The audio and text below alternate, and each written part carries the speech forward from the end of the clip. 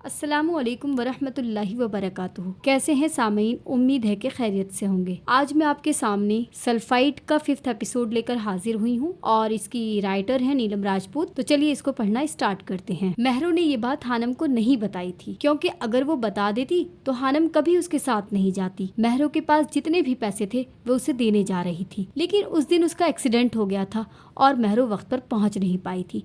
Mickey की बात ने आरजे को शर्मिंदा कर दिया था। वो उसे कितना गलत समझ रहा था। यानी उस रोज़ भी हानम बेगुनाह थी। उसकी अपनी सोच उसे सांप की तरह डस रही थी। मैं हानम से एक बार मिलना चाहता हूँ, मैं उसे एक्सक्यूज करना चाहता हूँ, आरजे ने अपनी शर्मिंदगी मिटाते हुए कहा था। मुझे उसका एड्रेस नहीं मालूम, मिक्की ने साफ जवाब दिया था। महरो को पता होगा, मुझे उसका नंबर चाहिए, मेरा उससे मिलना लाजमी है। महरो भी नहीं जानती, उसे ममानी की ख़राब तबीयत के बाइस इमरजेंसी में इस्लामाबाद आना पड़ा था। वो खुद बहुत परेशान है, क्योंकि तकरीबन पिछले 1 साल से उसका हानम से राब्ता नहीं हुआ। उसका नंबर बंद जा रहा है। किसी का नंबर तो होगा ना घर में, किसी का। आरजे के लहजे में उम्मीद थी। मिक्की खुद हानम से माफ़ी मांगना चाहता था, लेकिन उसमें हिम्मत नहीं थी। अब आरजे को देखकर कुछ हिम्मत बंधी थी। मैं महरो को बुलाता हूँ, खुद बात कर लो, मिक्की कहते हुए चला गया था, जबकि आरजे बेचैनी से पहलू बदल कर रह गया था। कुछ देर बाद महरो उसके सामने थी। मुझे हानम का नंबर चाहिए, आरजे ने कहा था। मेरे पास जो नंबर है वो बंद जा रहा है पिछले 1 साल से। मैं हैरान हूँ कि हानी ने अगर नंबर बदलना था तो मुझसे राब्ता तो करती, मेरा नंबर तो था ना उसके पास। महरो काफ़ी परेशान नज़र आ रही थी। उसके घर का एड्रेस चाहिए प्लीज़। पहली बार आरजे ने किसी से इस लहजे में कुछ मांगा था। महरो सोच में पड़ गई थी। तुम्हें पता है हानी, आरजे का घर भी बहरिया टाउन में ही है। उसे अपनी और हानम की बातें याद आईं। जानती हूँ, हमारे घर से 2 घर छोड़कर उसका घर है। क्या वाकई? महरो के लिए ये धमाका था। कभी मुलाकात नहीं हुई?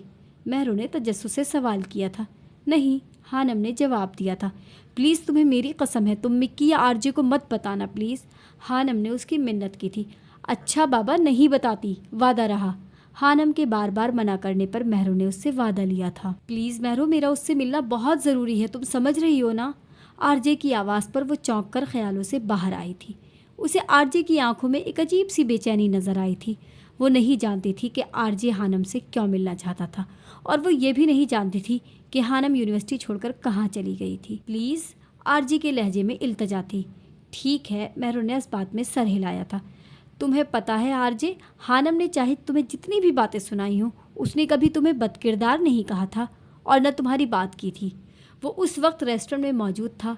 खाना उसके सामने मेज़ पर तरतीब से रखा हुआ था। मिक्की के कहने पर भी वो रुका नहीं था। उसे शदीद भूख लगी थी। वो रेस्टोरेंट आ गया था। शदीद भूख लगने के बावजूद भी वो कुछ खा नहीं पा रहा था। मिक्की की बातें उसकी समात में गूंज रही थी। उसने तुम्हें शैतान तुम्हारी सोच और तुम्हें घटिया तुम्हारी बातों की वजह से कहा था, लेकिन कभी तुम्हारे मुलीद होने के बावजूद कमतर नहीं समझा था। उसने 1 चम्मच चावल खाए थे, जबकि दूसरा चम्मच वो मुँह तक भी देकर नहीं गया था। उसका दिल उचाट हो गया था। वो बस जल्द अज जल्द उम्मे हानम से मिलना चाहता था। वो इन सिस्कियों से जान छुड़ाना चाहता था जो उसे सोने नहीं देती थी। वो रात को 11 बजे के करीब लाहौर पहुंचा था और अगले दिन वो डिपार्टमेंट पहुंच गया था। वो वहां हानम के डॉक्यूमेंट से कंफर्म करना चाहता था कि जो एड्रेस उसे महरो ने बताया था वो ठीक भी था या नहीं। वो चाहता तो डिपार्टमेंट से ही उसके मुतालिक मालूमात हासिल कर सकता था, लेकिन उसका महरो से मिलना बहुत ज़रूरी था। डिपार्टमेंट में प्रोफेसर इब्राहिम से बात करने के बाद उसने हानम के डॉक्यूमेंट्स चेक किए थे। वही पता लिखा हुआ था। वो प्रोफेसर का शुक्रिया अदा करता डिपार्टमेंट से बाहर निकल आया। अब वहाँ जन्नत रोड पर धुंध में चलते उसे हानम की हंसी की आवाज़ सुनाई दे रही थी, लेकिन वो उसे देख नहीं पा रहा था। इसी जन्नत रोड पर वो खिलखिलाती थी और इसी रोड पर आरजे ने उसे जहन्नम जैसी आग में धकेल दिया था। वो उसका ख्याल लिए गेट की तरफ बढ़ता जा रहा था। वो चाहता तो अपनी गाड़ी भी अंदर ला सकता था, लेकिन उसे शदीद धुंध में हानम को सोचते हुए जन्नत रोड पर पैदल चलना अच्छा लगने लगा था। मैं घटता जा रहा हूँ धीरे धीरे, मुझे उसकी कमी खाने लगी है। रात के तकरीबन 9 बजे का वक्त था जब वो गाड़ी को मेन रोड पर छोड़कर पैदल ही गली में दाखिल हुआ था। कुछ देर गली में चलने के बाद वो एक खुले से चौक पर पहुंचा था। ये महरो का दिया गया पता था।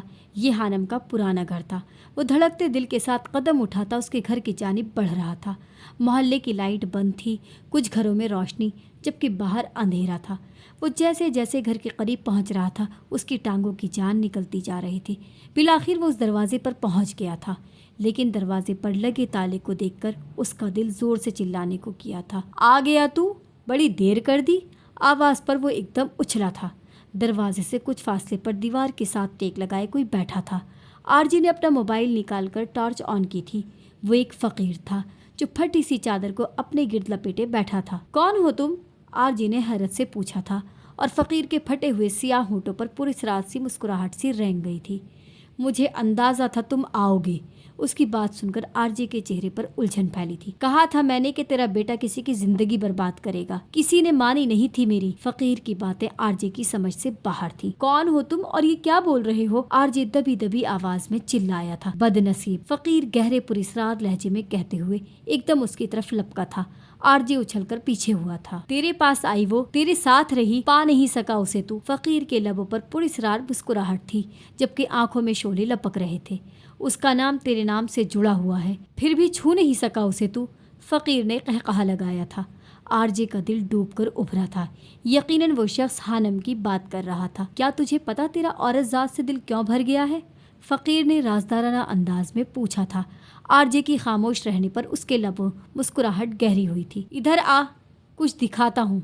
वो आरजे का हाथ पकड़कर हानम के घर से कुछ फासले पर ले गया था। वो देख उधर, देख। फ़कीर ने सख्त लहजे में आरजे को उंगली के इशारे से ऊपर देखने को कहा था।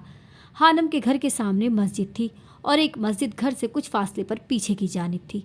मस्जिद की मीनारों पर बड़ी बड़ी रोशनियां यानी ड्रॉड लगे हुए थे जिनका मुंह इत्तफाकन हानम के घर की तरफ था और दोनों मीनारों से तेज़ रोशनी निकलकर हानम के घर पर पड़ रही थी।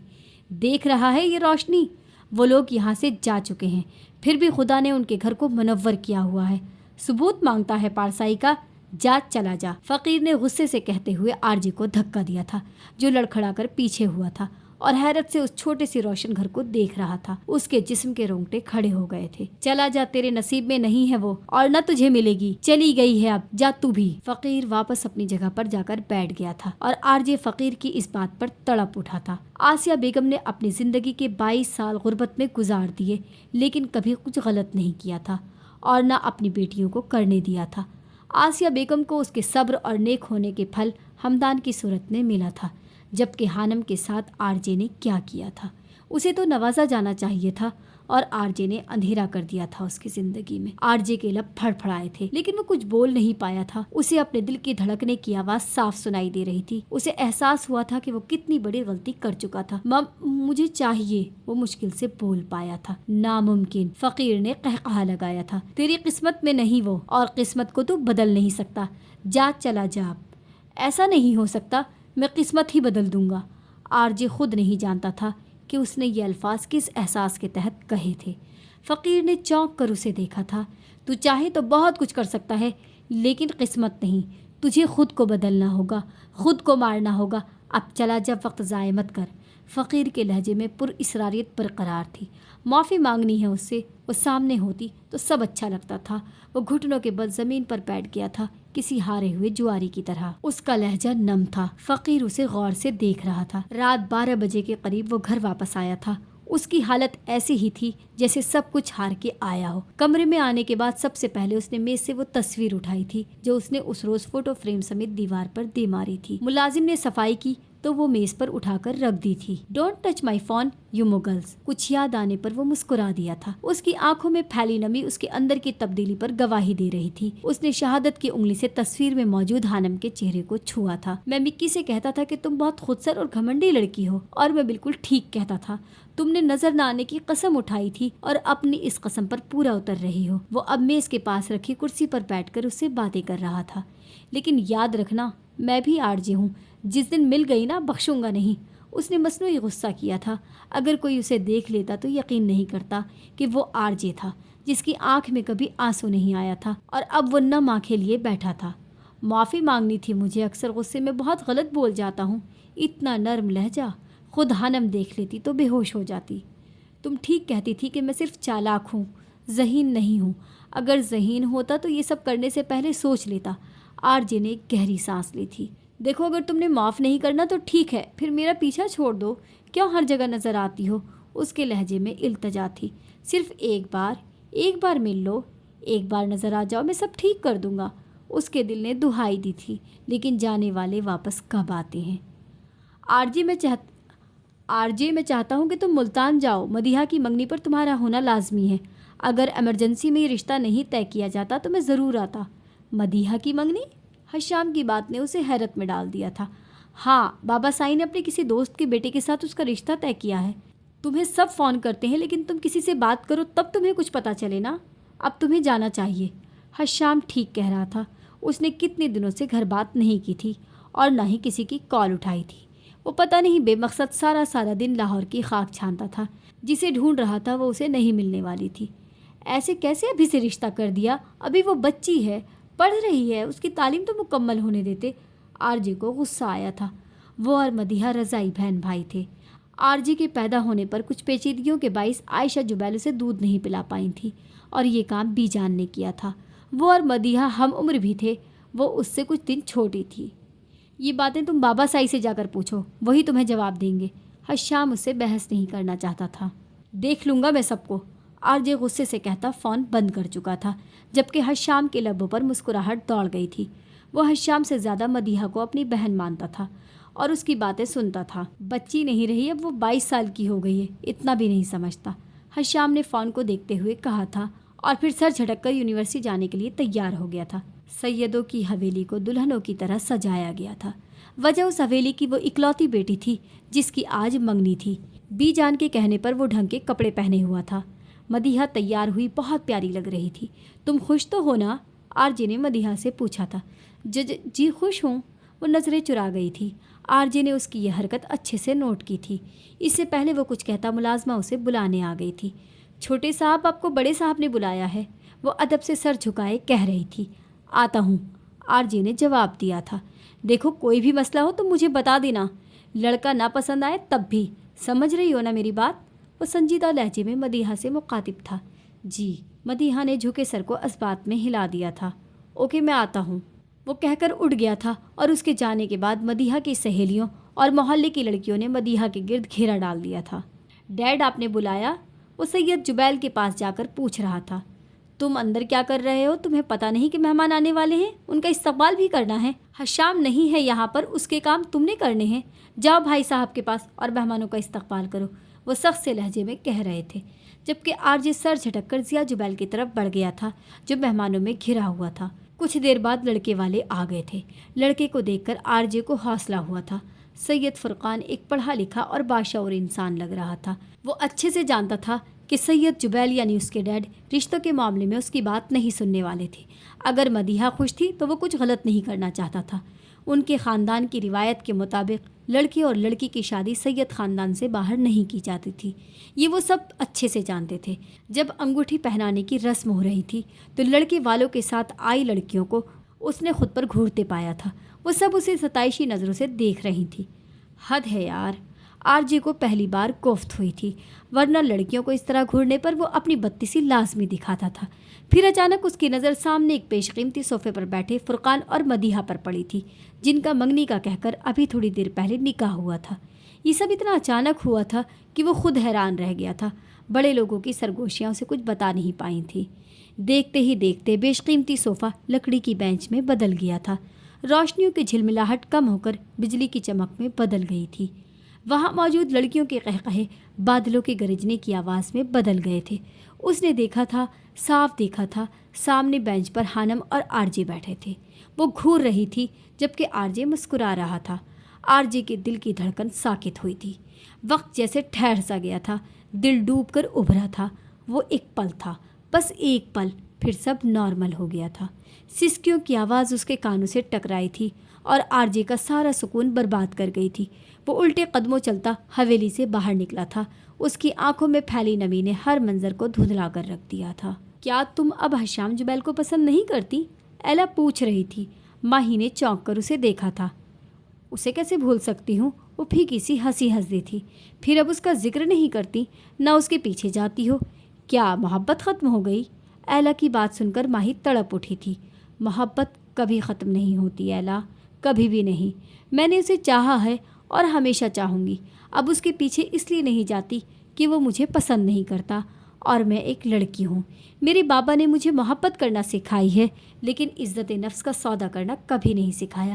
میں پاگل تھی جو اس کے پیچھے گئی۔ ایک لڑکی کو یہ سب زیب نہیں دیتا۔ اچھا تو یہ بات ہے، محبت میں انا آ گئی۔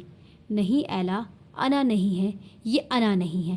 میں تو پہلے ہی خاک ہو چکی ہوں، بچا کچھ بھی نہیں، لیکن میں اپنے بابا کا مان نہیں توڑ سکتی۔ وہ مسکرائی تھی، پھر جوس کا گلاس اٹھا کر لبوں سے لگایا تھا۔ وہ دونوں یونیورسٹی کے کیفے میں موجود تھیں اور ایلا صرف سر ہلا کر رہ گئی تھی۔ میرے ہم سفر تیری بے رخی دل مبتلا کی شکست ہے، اسے کس طرح میں کہوں فتح، یہ میری انا کی شکست ہے۔ تو چلا گیا مجھے چھوڑ کر، میں نے پھر بھی تجھ کو صدائیں دی، میرے ہم سفر تو رکا نہیں، یہ میری صدا کی شکست ہے۔ تجھے لا کے دل میں بٹھا دیا، تجھے راز ہر ایک بتا دیا، تو نے پھر بھی کوئی وفا نہ کی، یہ میری وفا کی شکست ہے۔ میں چراغ کو نہ مزاج تھا، تجھے بجلیوں کی طلب رہی، مجھے آندھیوں نے بجھا دیا، یہ میری ضیا کی شکست ہے۔ مجھے کوئی تجھ سے گلا نہیں، تو ملا تھا کب کہ بچھڑ گیا، میرے جرم کی ہے یہی سزا، یہ میری سزا کی شکست ہے۔ میری خاموشی کے بیاں کو تو سمجھ کے بھی نہ سمجھ سکا، میرے آنسوؤں کا پیام ہی دل بے نوا کی شکست ہے۔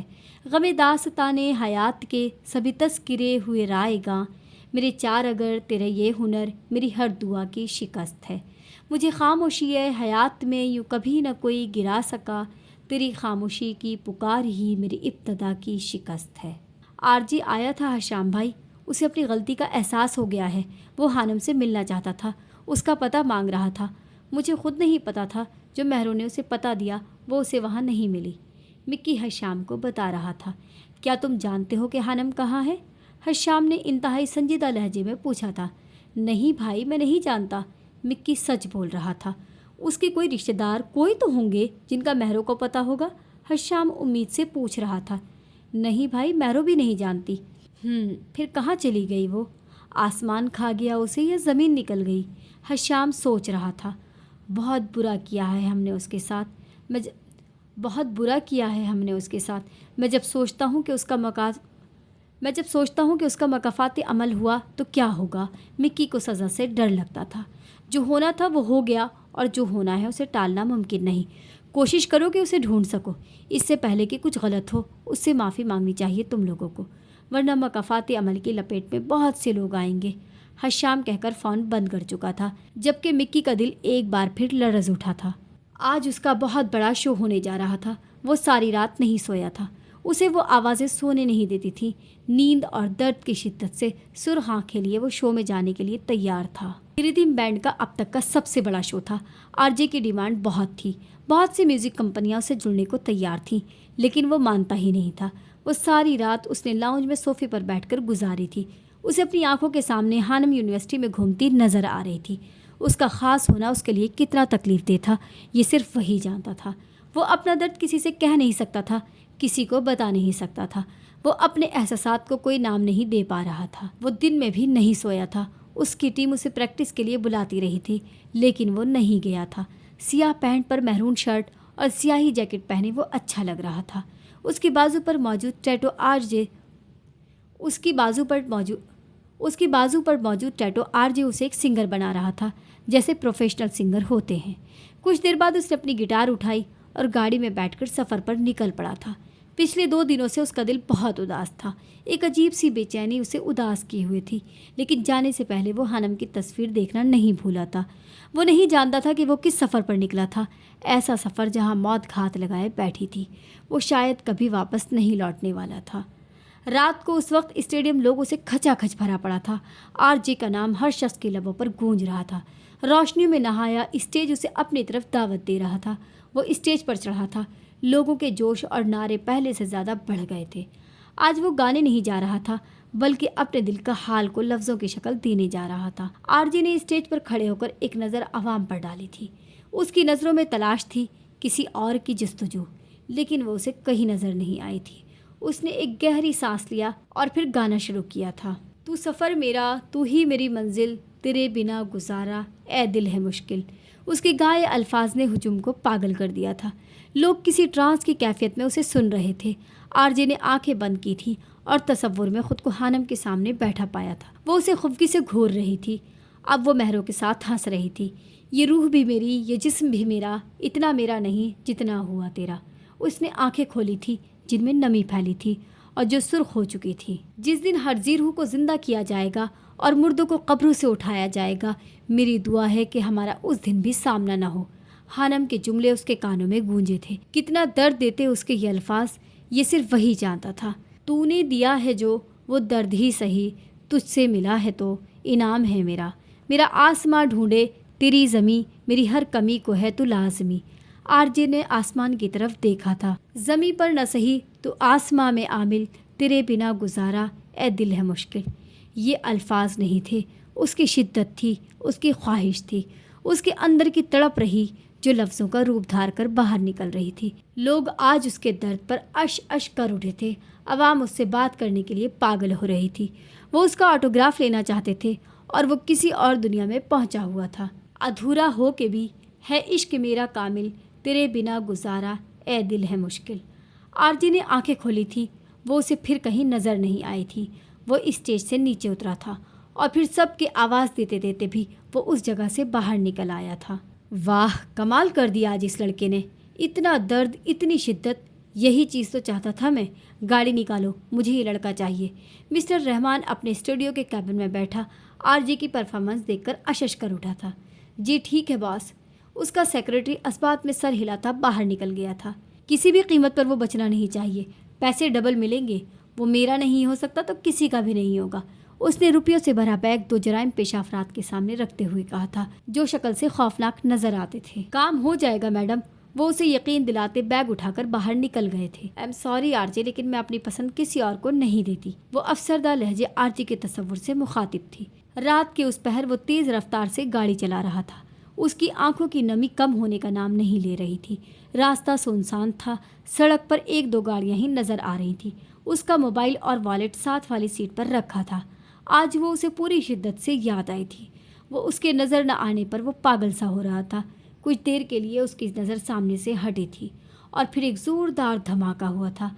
सामने से आते एक तेज़ रफ्तार ट्रक ने उसे पूरी कुव्वत से टक्कर मारने के बाद उड़ा दिया था। उसे संभलने का मौका ही नहीं मिला था। गाड़ी उछलकर दूर जा गिरी थी। आरजे को हर चीज़ घूमती महसूस हो रही थी। तकलीफ की एक लहर उसके पूरे जिस्म में फैल गई थी। आरजे ने मुश्किल से आंखें खोली थी। उसके सर से खून निकल रहा था। जैसे ही उसने आंखें खोली थी, उसकी आंखें चुंधिया गई थी। एक धमाके की आवाज़ के साथ खामोशी छा गई थी।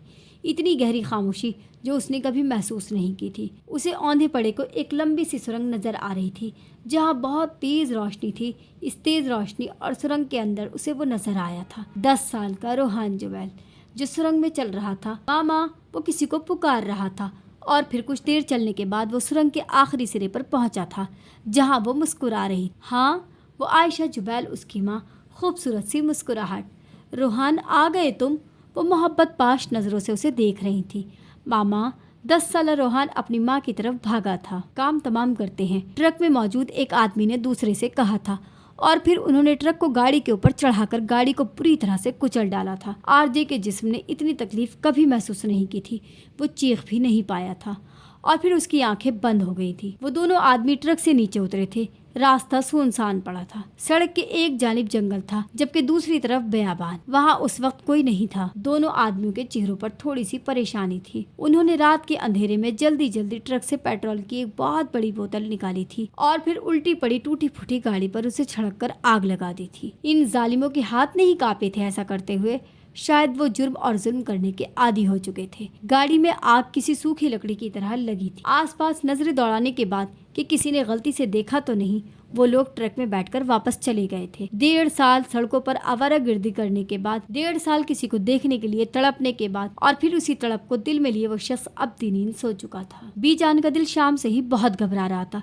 वो बार बार आरजे तो कभी हश्शाम का नंबर मिला रही थी। हश्शाम से उनकी बात हो चुकी थी, जबकि रोहान फोन नहीं उठा रहा था और अब उसका नंबर बंद जा रहा था। मेरा दिल बहुत घबरा रहा है शाम बेटा, तुम रोहान को फोन करो ना, बीजान परेशानी से कह रही थी। मैंने कोशिश की है बीजान, उसका नंबर वाकई बंद जा रहा है। आज दिल तो हश्शाम का भी उदास था। उसे समझ नहीं आ रहा था कि बेसबब उदासी क्यों थी। रात उसका शो था। मैं पूछता हूँ उसके किसी दोस्त से आप परेशान ना हो। वो بیجان کو تسلی دینے کے بعد فون بند کر چکا تھا۔ وہ بار بار کبھی آرجے کا تو کبھی اس کے دوستوں کا نمبر ملا رہا تھا، لیکن کسی سے رابطہ ممکن نہیں ہو رہا تھا۔ رات اس نے آرجے کو لے کر ایک برا سا خواب دیکھا تھا۔ اس نے آرجے کو بہت تکلیف میں دیکھا تھا۔ وہ اسے شیطان کا بہکاوا سمجھ کر خود کو تسلی دے چکا تھا، لیکن اب اس کا دل ہول رہا تھا۔ اسے سمجھ نہیں آ رہا تھا کہ وہ کیا کرے۔ حشام اداس دل کے ساتھ یونیورسٹی آ گیا تھا، لیکن اس کا ذہن آرجے میں اٹکا تھا۔ آخری کلاس لینے کے بعد جیسے ہی وہ یونیورسٹی سے باہر نکلا تھا، اسے مدیحہ کی کال آئی تھی۔ وہ بار بار فون کر رہی تھی۔ حشام گاڑی چلاتے ہوئے فون نہیں سنتا تھا۔ اسے بار بار فون کرنے کے باعث حشام نے کال اٹھائی تھی۔ حشام بھائی، مدیحہ کی دل چیر دینے والی آواز ابھری تھی۔ کیا ہوا گڑیا؟ حشام نے پیار سے پوچھا تھا۔ حشام بھائی، اس نے پھر دل دہلا دینے والی چیخ ماری تھی۔ وہ پوری طرح سے رو رہی تھی۔ کیا ہوا؟ رو کیوں رہی ہو؟ سب ٹھیک تو ہے نا؟ حشام کا دل کانپا تھا، اور پھر اس کے بعد مدیحہ نے جو اسے خبر دی تھی، اسے سن کر حشام کی گاڑی کا ایکسیڈنٹ ہوتے ہوتے بچا تھا۔ اسے مدیحہ کے الفاظ کسی بم دھماکے سے کم محسوس نہیں ہو رہے تھے۔ اس کا دماغ سائیں سائیں کر رہا تھا۔ بیچ سڑک میں وہ گاڑی روکے بے یقینی اور حیرت و خوف سے پھٹے چہرے کے ساتھ موبائل کو دیکھ رہا تھا، جس سے مدیحہ کی رونے کی آواز ابھر رہی تھی۔ ہانی بچے، تمہیں کوئی بار بار فون کر رہا ہے، پہلے فون سن لو۔ لوسی ماں کی آواز ابھری تھی۔ ہانم کچن میں حلیمہ بی کے ساتھ مل کر کوکنگ کرنے کی کوشش کر رہی تھی۔ وہ بچپن سے لے کر اب تک اپنی پڑھائی میں اتنی مشغول رہی تھی کہ اسے گھر کے کام سیکھنے کا موقع ہی نہیں ملا تھا، اور اب وہ اپنا وقت گزارنے کے لیے حلیمہ بی کے ساتھ کوکنگ کرنے کی کوشش کرتی تھی۔ آ رہی ہوں لوسی ماں، ہانم نے کچن سے ہی جواب دیا تھا۔ وہ خود کو نارمل دکھاتی تھی۔ دن میں وہ سب کے ساتھ ہوتی تھی۔ اس نے اپنا درد چھپانا شروع کر دیا تھا، البتہ رات کو ماضی کی یادیں اسے کسی زہریلے سانپ کی طرح ڈستی تھی۔ وہ سنک پر ہاتھ دھونے کے بعد کچن سے نکل کر لاؤنج میں آئی تھی، جہاں میز پر رکھا اس کا فون بار بار رنگ کر رہا تھا۔ لوسی ماں ایکویریم میں گھومتی رنگ برنگی مچھلیوں کو ان کی خوراک ڈال رہی تھی۔ ماہم کی کال تھی۔ ہانم کے چہرے پر مسکراہٹ پھیل گئی تھی۔ ہیلو، السلام علیکم، ہانم نے خوش دلی سے کہتے ہوئے فون کان سے لگایا تھا۔ ہانو آپی، جواد کی آواز ابھری تھی۔ ہانم ایک دم چونکی تھی۔ کیا ہوا جواد؟ ہانو آپی، وہ جواد ہچکیاں لے رہا تھا، وہ رو رہا تھا۔ یا اللہ خیر۔ ہانم کا دل دہل گیا تھا۔ اس نے بے ساختہ دعا مانگی تھی۔ آپی، وہ مر گیا۔ جواد پوری طرح سے رو رہا تھا۔ کون مر گیا جواد؟ ہانم کو اپنی سانس رکتا ہوا محسوس ہوا تھا۔ ہانو آپی، آرجے مر گیا۔ جواد کے الفاظ اس پر کسی بجلی کی طرح گرے تھے۔ وہ وہی صوفے پر ڈھہ گئی تھی۔ آپی، آرجے کا ایکسیڈنٹ ہوا کل رات، وہ مر گیا۔ ہانم کو سمجھ نہیں آ رہی تھی کہ وہ جواد کو کیا جواب دے۔ وہ جانتی تھی کہ ماہم اور خاص طور پر جواد آرجے کا کتنا بڑا مداح تھا۔ اس کے تو کمرے میں بھی آرجے کی فوٹوز لگی تھی۔ ایسا نہیں ہو سکتا نا آپی، وہ نہیں مر سکتا نا؟ وہ تو ابھی جواد سے بولا نہیں جا رہا تھا۔ وہ ماشاءاللہ 15 سال کا ہو چکا تھا۔ ہانم اور ماہم سے قد میں زیادہ لمبا ہو چکا تھا، اور ایک سنگر کے لیے جسے وہ کبھی ملا بھی نہیں تھا، اس کے مرنے پر پاگلوں کی طرح رو رہا تھا۔ تو تمہیں کس نے کہا جواد؟ میرا مطلب، ہانم نے کپ کپاتے لبوں سے پوچھا تھا۔ ٹی وی پر دیکھا، ہر جگہ نیوز چل رہی ہے۔ پتہ ہے رات اس کا شو تھا، اتنا اچھا لگ رہا تھا وہ، مجھے لگا کہ کہیں اسے نظر نہ لگ جائے، اور اسے تو موت نے ہی۔ جواد سے بولا نہیں جا رہا تھا۔ وہ فون بند کر چکا تھا۔ لاشعوری طور پر ہانم کی آنکھ سے آنسو نکلا تھا۔ اس کے گال سے پھسلنے کے بعد اس کی گود میں رکھے ہاتھ پر جا گرا تھا۔ وہ ایک دم چونکی تھی۔ کیا اس شخص کے مر جانے سے ہانم کی اذیت میں کمی آ جانی تھی؟ کیا وہ سب کچھ بھول سکتی تھی؟ ہانم کو سمجھ نہیں آ رہا تھا کہ اسے اس انسان کی موت پر افسوس کرنا چاہیے یا خوش ہونا چاہیے۔ اسے اپنے دماغ میں درد کی ایک لہر اٹھتی ہوئی محسوس ہوئی تھی۔ وہ مرے مرے قدموں سے اٹھ کر اپنے کمرے کی طرف بڑھ گئی تھی۔ کلو نفس ذائقۃ الموت، ہر نفس کو موت کا مزہ چکھنا ہے۔ خالق کائنات اللہ رب العزت نے ہر جاندار کے لیے موت کا وقت اور جگہ متعین کر دی ہے، اور موت ایسی شے ہے کہ دنیا میں کوئی بھی شخص، خواہ وہ کافر یا فاجر، حتیٰ کہ دہریہ ہی کیوں نہ ہو، موت کو یقینی مانتا ہے، اور اگر کوئی موت پر شک و شبہ بھی کرے تو اسے بے وقوفوں کی فہرست میں شمار کیا جاتا ہے، کیونکہ بڑی بڑی مادی طاقتیں اور مشرق سے مغرب تک قائم ساری حکومتیں موت کے سامنے عاجز و بے بس ہو جاتی ہیں۔ موت بندوں کو ہلاک کرنے والی، بچوں کو یتیم کرنے والی، عورتوں کو بیوہ بنانے والی، دنیاوی ظاہری سہاروں کو ختم کرنے والی، دلوں کو تھرانے والی، آنکھوں کو رلانے والی، بستیوں کو اجاڑنے والی، جماعتوں کو منتشر کرنے والی، لذتوں کو ختم کرنے والی، امیدوں پر پانی پھیرنے والی، ظالموں کو جہنم کی وادیوں میں جھلسانے والی، اور متقیوں کو جنت کے بالا خانوں تک پہنچانے والی شے ہے۔ موت نہ چھوٹوں پر شفقت کرتی ہے، نہ بڑوں کی تعظیم کرتی ہے، نہ دنیاوی چودھریوں سے ڈرتی ہے، نہ بادشاہوں سے ان کے دربار میں حاضری کی اجازت لیتی ہے۔ جب بھی حکم خداوندی ہوتا ہے تو تمام دنیاوی رکاوٹوں کو چیرتی اور پھاڑتی ہوئی مطلوب کو حاصل کر لیتی ہے۔ موت نہ نیک صالح لوگوں پر رحم کھاتی ہے، نہ ظالموں کو بخشتی ہے۔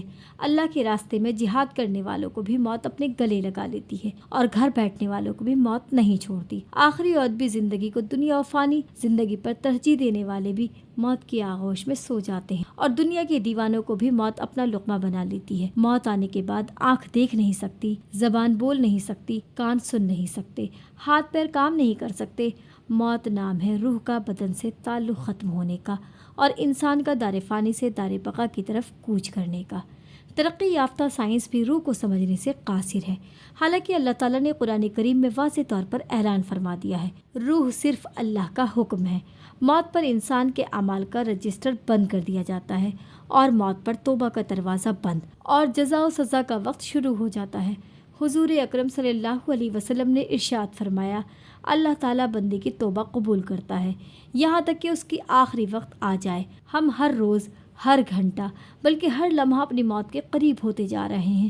سال، مہینے اور دن گزرنے پر ہم کہتے ہیں کہ ہماری عمر اتنی ہو گئی، لیکن حقیقت یہ ہے کہ ایام ہماری زندگی سے کم ہو گئے۔ موت ایک مصیبت بھی ہے، جیسا کہ اللہ تبارک و تعالیٰ فرماتا ہے، اور وہیں تمہیں موت کی مصیبت پیش آ جائے۔ سورہ المائدہ 106۔ اللہ تبارک و تعالیٰ نے اپنے کلام پاک کی متعدد آیات میں موت اور اس کی حقیقت کو بیان کیا ہے، جن میں سے چند آیات پیش خدمت ہے۔ ہر جاندار کو موت کا مزہ چکھنا ہے اور تم سب کو تمہارے اعمال کے پورے بدلے قیامت ہی کے دن ملیں گے۔ پھر جس کو دوزخ سے بچا لیا گیا اور جنت میں داخل کر دیا گیا، وہ صحیح معنی میں کامیاب ہو گیا، اور یہ دنیاوی زندگی تو جنت کے مقابلے میں دھوکے کے سامان کے سوا کچھ بھی نہیں۔ سورہ آل عمران 185۔ اس آیت میں اللہ تبارک و تعالیٰ نے انسانوں کی کامیابی کا معیار ذکر کیا ہے، اور وہ یہ ہے کہ اس حال میں ہماری موت آئے کہ ہمارے لیے جہنم سے چھٹکارے اور دخول جنت کا فیصلہ ہو چکا ہو۔ اس زمین میں جو کوئی ہے فنا ہونے والا ہے، اور صرف تمہارے پروردگار کی جلال والی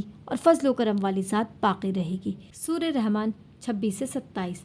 ہر چیز فنا ہونے والی ہے سوائے اللہ کی ذات کے، حکومت اسی کی ہے اور اسی کی طرف تمہیں لوٹ کر جانا ہے۔ سورہ القصص 88۔ اے پیغمبر، تم سے پہلے بھی ہمیشہ زندہ رہنا ہم نے کسی فرد بشر کے لیے طے نہیں کیا، چنانچہ اگر تمہارا انتقال ہو گیا تو کیا یہ لوگ ایسے ہیں جو ہمیشہ زندہ رہیں؟ ہر جاندار کو موت کا مزہ چکھنا ہے، اور ہم تمہیں آزمانے کے لیے بری اور اچھی حالتوں میں مبتلا کرتے ہیں، اور تم سب ہمارے ہی پاس لوٹ کر آؤ گے۔ سورہ الانبیاء 34-35۔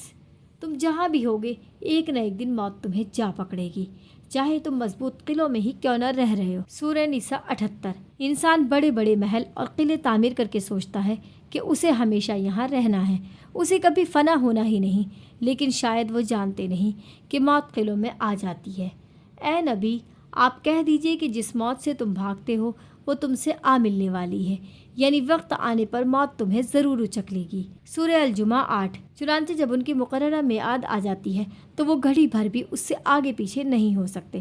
سورہ الاعراف 34۔ اور نہ کسی متنفس کو یہ پتہ ہے کہ زمین کے کس حصے میں اسے موت آئے گی۔ سورہ لقمان 34۔ ان مذکورہ آیات سے معلوم ہوا کہ ہر شخص کا مرنا یقینی ہے، لیکن موت کا وقت اور جگہ سوائے اللہ تعالیٰ کی ذات کے کسی بشر کو معلوم نہیں، چنانچہ بعض بچپن میں تو بعض افوان میں شباب میں اور بعض ادھیڑ عمر میں، جبکہ باقی بڑھاپے میں دائی اجل کو لبیک کہہ جاتے ہیں۔ بعض صحت مند تندرست نوجوان سواری پر سوار ہوتے ہیں، لیکن انہیں نہیں معلوم کہ وہ موت کی سواری پر سوار ہو چکے ہیں۔ لیکن ایک بات تو طے ہے، موت بہت برا فعل نہیں ہے۔ موت ایک عمل ہے، ایک راستہ ہے، موت ایک وجود ہے۔ ہم کیوں کہتے ہیں کہ موت آ گئی؟ موت آئے گی یقیناً یک ایک وجود رکھتی ہے، جو جب آتی ہے تو انسان کو ایک دنیا سے کاٹ کر دوسری دنیا سے جوڑ دیتی ہے۔ وہ صوفے پر بیٹھی سامنے دیوار میں لگی بڑی سی اسکرین پر اس شخص کی موت کی خبر سن رہی تھی جسے چاہنے کا وہ دعویٰ کرتی تھی۔ وہ شمائل نیازی وزیر خارجہ کی بیٹی، جس کے باپ کی دور دور تک پہنچ تھی۔ وہ ایک شخص کو اپنا نہیں بنا سکی تو اسے ختم کر دیا۔ وہ وہی تھی جو اس دن یونیورسٹی میں کیفے پر آرجے کو دھمکی دے کر گئی تھی۔ اس کی آنکھوں میں نمی پھیلی تھی، لیکن اس کے چہرے پر مسکراہٹ تھی۔ اسے یاد تھا کچھ دن پہلے کا واقعہ جب اس نے آرجے کو فون کیا تھا۔ پلیز آرجے، دیکھو مان جاؤ یا مجھے بتا دو کہ مجھ میں کس چیز کی کمی ہے۔ میں تمہیں بہت چاہتی ہوں، مجھے اگنور مت کرو۔ اس نے آرجے کی منت کی تھی، لیکن میں تمہیں نہیں چاہتا۔ آرجے نے صاف گوئی سے جواب دیا تھا۔ کیوں؟ آخر کیوں؟ کون ہے وہ جس کے عشق میں تم گرفتار ہو چکے ہو؟ وہ چلائی تھی۔ یہ میں تمہیں نہیں بتا سکتا۔ وہ پھیکی سی ہنسی ہنس دیا تھا۔ تم نے تو کہا تھا کہ تمہیں کبھی کسی سے محبت نہیں ہوگی۔ یقیناً وہ تمہاری نئی گرل فرینڈ ہوگی جس کے لیے تم مجھے اگنور کر رہے ہو۔ محبت ہونا نہ ہونا میرا ذاتی مسئلہ ہے، اور وہ جو بھی ہے الگ ہے۔ وہ میرے ساتھ نہیں ہے، مجھے اس سے عشق نہیں ہے، بس اسے دیکھنے کی چاہ ہے۔ وہ اپنی دھن میں بول رہا تھا۔ شمائل کو تو وہ گویا آگ لگا چکا تھا۔ میری ایک بات یاد رکھنا، میں اسے ختم کر دوں گی، اس نے دھمکی دی تھی۔ اس تک تو میں نہیں پہنچ پایا، تم کیا خاک پہنچو گی؟ وہ ہنس دیا تھا۔ تم نے کسی اور کا ہونے کا سوچا نا تو میں تمہیں مار ڈالوں گی۔ وہ پاگل ہو گئی تھی۔ مار ڈالو، لیکن کسی اور کا ہونا اب میرے بس میں نہیں۔ اس کی بات سن کر شمائل گنگ رہ گئی تھی۔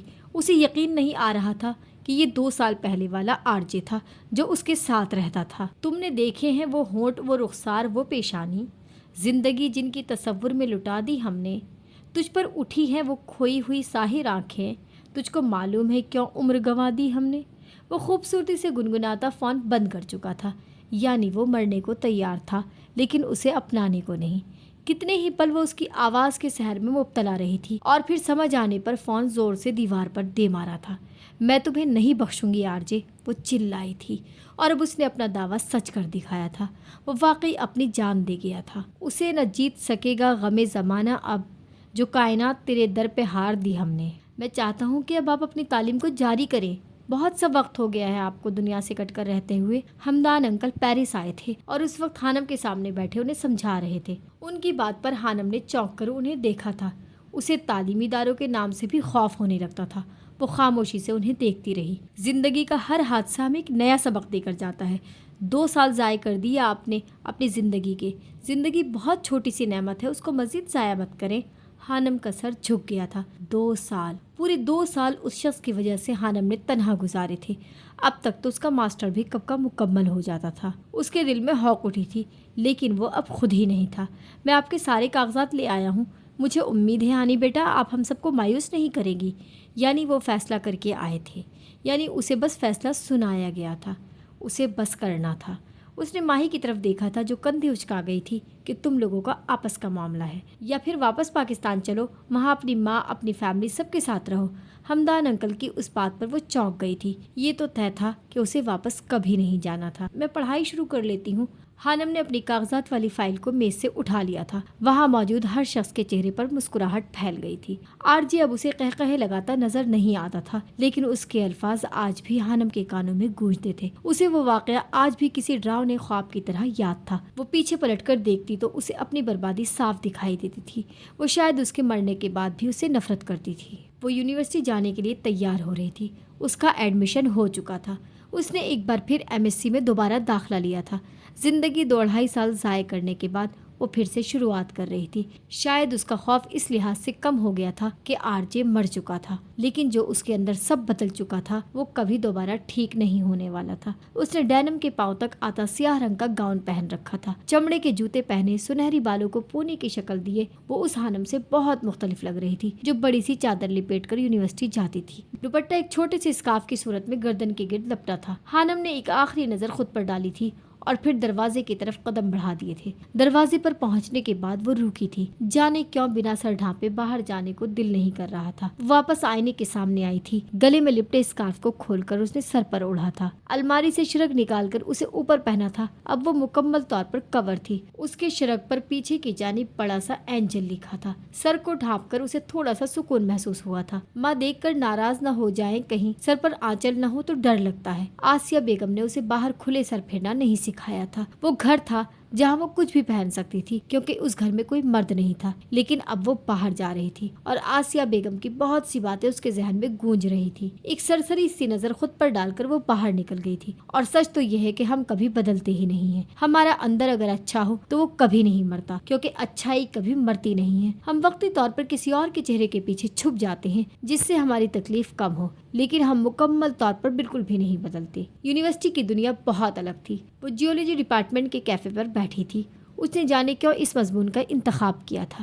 اسے پڑھنے میں اب کہاں دلچسپی تھی۔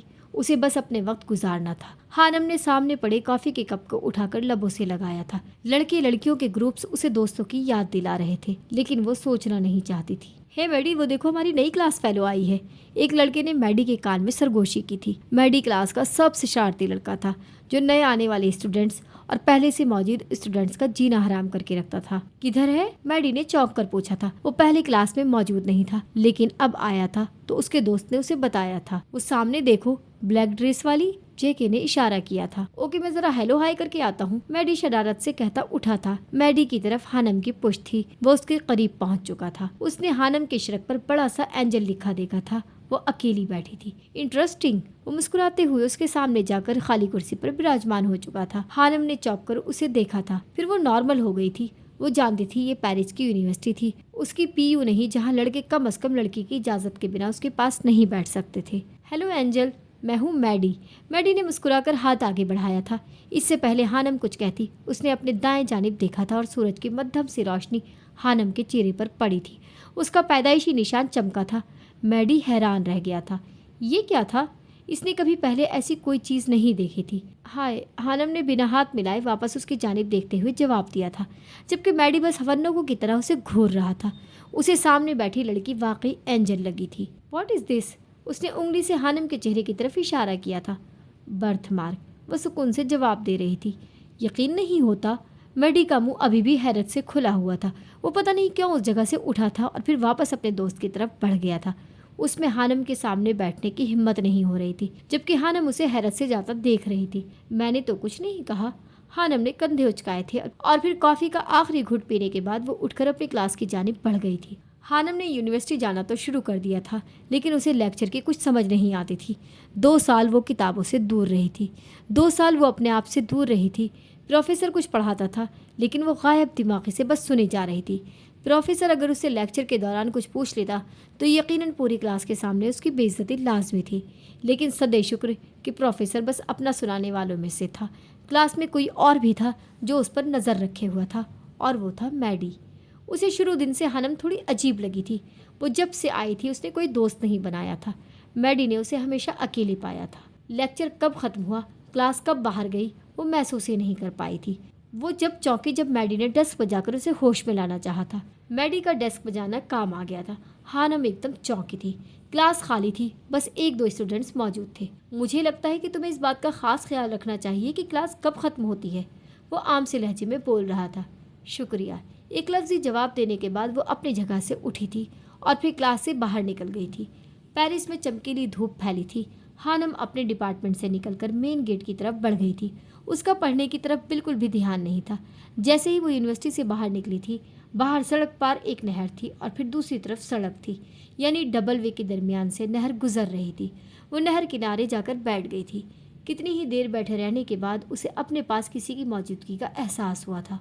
हानम ने चौंक कर अपने दाएं जानिब देखा था।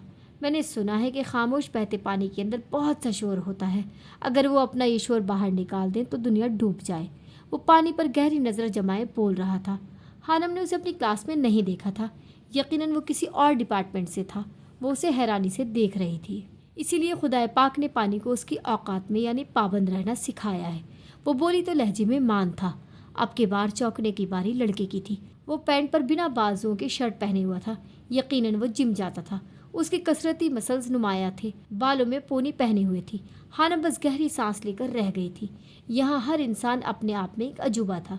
मैं हूँ जॉर्डन, और तुम्हारा नाम क्या है? जॉर्डन ने अपना तारुफ करवाया था। तुम मुझे मेरी क्लास के नहीं लगते। हानम ने गोया तस्दीक चाही थी। ठीक कहा, मैं किसी भी क्लास का नहीं हूँ। वो मुस्कुराया था। तो फिर तारुफ की ज़रूरत क्या है? वो उठ खड़ी हुई थी। ये भी खूब कहा। वो फिर मुस्कुरा दिया था। हानम को उसकी आंखों में एक सर्द महरी नजर आई थी। उसे जॉर्डन से खौफ महसूस हुआ था। उसने वहाँ से जाने में आफियत जानी थी। एक तुम हो जो मुझे उस लड़की तक पहुँचाओगी जो मेरे लिए जुबैल ख़ानदान तक राह हमवार करेगी। वो हानम को जाते हुए देख रहा था। यकीनन उसने हानम को माही के साथ देखा था, और अब वो हानम से इसलिए मिल रहा था कि जो कुछ माही के बारे में नहीं जानता वो जान सके। उसे पूरी उम्मीद थी माही जुबैल ख़ानदान को ज़रूर जानती थी। मिस्टर जोसेफ की पार्टी से पर अब तक उसने माही का बहुत पीछा किया था, लेकिन वो किसी ऐसे शख्स से नहीं मिली थी जिसका नाम जुबैल था। वो उस पर नज़र रखे हुआ था, लेकिन इंतज़ार मुश्किल था। कभी कभी जाड़े की कहर भरी शाम में जाने क्यों उदास होने को जी चाहता है, किसी बिछड़े हुए की याद में रोने को जी चाहता है, दर्द के धागों में लफ्ज़ों के मोती पिरोने को जी चाहता है। झुटपुटे की इस मौसम में सिर्फ परत परत खोलते हैं, मेरे अंदर दुख ही दुख बोलते हैं। कभी कभी जाड़े की कहर भरी शाम में। लाउंज में टीवी की हल्की हल्की आवाज उभर रही थी। एला नूडल्स की प्लेट पकड़े खाने में मगन थी। बाहर मौसम अब्र आलूद हो रहा था। तेज हवाएं रूई के गालों की आमद का पता दे रही थी। जैसे ही शाम होती थी, चमकीली धूप एकदम गायब हो जाती थी। वो लाउंज में बैठी ग्लास विंड से बाहर नरम नरम गिरते रूई के गालों को देख रही थी। उसे याद था जब भी मौसम ज़्यादा ठंडा होता था, माहम किचन में घुस जाती थी। उसे खाने का बहुत शौक था। वो कुछ ना कुछ नया बनाती रहती थी। इस वक्त खानम का दिल शिद्दत से अपने घर वालों से मिलने को चाहा था। वो गहरी सांस लेते हुए रुख मोड़ गई थी। कुछ देर बाद माही भी उनके पास आकर बैठ गई। बाहर गिरती बर्फ ने माही को वो दिन याद दिलाया था जब उसे पहली बार हर शाम मिला था। वो मुस्कुरा दी थी। एक बात पूछूं हानी? माही ने उसे मुखातिब किया था। हाँ ज़रूर। तुम्हें इतना अरसा हो गया पेरिस आए हुए और 1 साल हो गया है यूनिवर्सिटी जाते हुए, तुम्हें अभी तक पेरिस में किसी से मोहब्बत नहीं हुई? ऐसा क्यों? पेरिस में आकर भी तुम्हें कोई पसंद नहीं आया क्यों? हानम माही के सवाल सुनकर सटपटा गई थी। उसे इस सवाल की उम्मीद नहीं थी। नहीं, मैंने कभी इस पर तवज्जो नहीं दी, हानम ने सादा से लहजे में जवाब दिया था। माही बेख्तियार ही मुस्कुरा दी थी। मोहब्बत का तवज्जो से क्या ताल्लुक़? हर चीज़ का ताल्लुक़ तवज्जो से होता है। जब इंसान किसी चीज़ में दिलचस्पी लेता है और उस चीज़ के ताल्लुक़ सोचता है तो अक्सर वो होना शुरू हो जाता है। कुछ समझ नहीं आया कि तुमने क्या बात की है। हानम की बात माही के ऊपर से गुजरी थी। बताती हूँ। हानम अपनी जगह से उठकर लाउंज में रखे एक्वेरियम की तरफ बढ़ गई थी। माही और एला गौर से उसे देख रही थी। ये एक्वेरियम देख रही हो ना? इसके अंदर बहुत खूबसूरत दुनिया है। रोज़ाना कितनी बार इसे गौर से देखती हो? हानम ने पूछा था। याद नहीं कब इस पर गौर किया था, माही ने नासमझी से जवाब दिया था। अब इस पर गौर करो और देखो इसमें सबसे खूबसूरत मछली कौन सी है? हानम पूछ रही थी। एला ने टीवी बंद कर दिया था। अब वो दोनों गौर से शीशे के जार यानी एक्वेरियम के अंदर तैरती मछलियों को देख रही थी। वो नीले रंग वाली। माही ने काफ़ी गौर करने पर सबसे अलग और खूबसूरत मछली की तरफ इशारा किया था। कमाल है, इतनी खूबसूरत मखलूक पर मैंने पहले तवज्जो क्यों नहीं दी? माही बड़बड़ाई थी। उसे वो मछली वाकई बहुत प्यारी लगी थी। उसकी बात सुनकर हानम के चेहरे पर मुस्कुराहट फैल गई थी। कैसे पता चला कि ये मछली प्यारी है? गौर करने पर, माही ने जवाब दिया था। अब तुम क्या करोगी? हानम ने पूछा था। मेरी कोशिश होगी मैं रोजाना इस मछली को देख सकूं, माही ने जवाब दिया था। और फिर?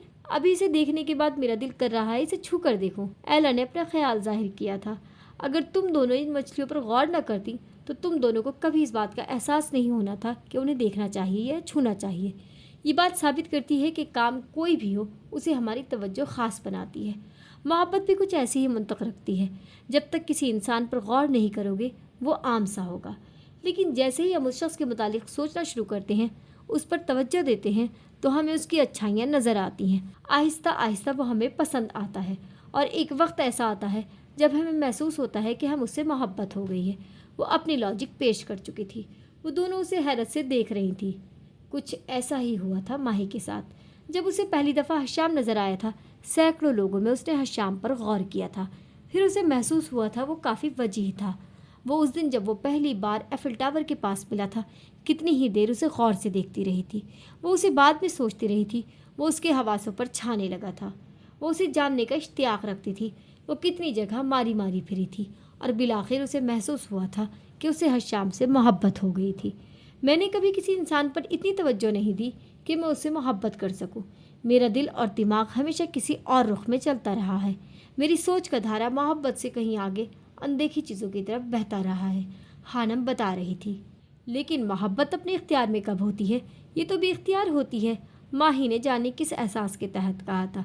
ठीक कहा, दुनिया में सबसे मुज़ोर जज्बा मोहब्बत का रहा है। लेकिन मैं यहाँ ये कहूँगी कि मोहब्बत के होने में हमारा भी हाथ होता है। इंसान जिस चीज़ की जस्तजू करता है, कुदरत उस इंसान का रुख उसकी जस्तजू की तरफ मोड़ देती है। अगर इंसान चाहे जाने की तलब रखेगा तो यकीनन वो मोहब्बत से टकराएगा। जो चाहे जाने की तलब रखता है उसकी आजमाइश होती है। उसे पहले मोहब्बत होती है, उसे किसी की तलब में मुब्तला कर दिया जाता है और उसकी ये ख्वाहिश कि कोई उसे चाहे, वो उसकी आजमाइश के बाद पूरी होती है। मैंने कभी इस चीज़ की ख्वाहिश नहीं की कि मुझे कोई चाहे, और अल्लाह पाक ने भी कभी मुझे मोहब्बत जैसे जज्बे से रोशनास नहीं करवाया। मेरे अंदर बड़ी बेचैन रूह है, اسے کچھ اور چاہیے، یہ اور چیزوں کی جستجو کرتی ہے۔ جو لوگ کائنات کی تسخیر کرنے نکلتے ہیں وہ اس چیز کی طلب رکھتے ہیں جن لوگوں نے ماضی میں دنیا فتح کی ہے۔ یقیناً ان کی جستجو نے انہیں یہ کام کرنے پر اکسایا ہوگا۔ جن لوگوں نے قدرت کا عرفان پایا ہے یقیناً وہ بہت تڑپے ہوں گے۔ ان کی طلب، ان کی جستجو نے ان دیکھی چیزوں کی تلاش میں نکلنے پر مجبور کیا ہوگا، اور مجھے لگتا ہے کہ ساری کائنات سمٹ کر اس ایک لفظ طلب یا جستجو میں مقید ہے۔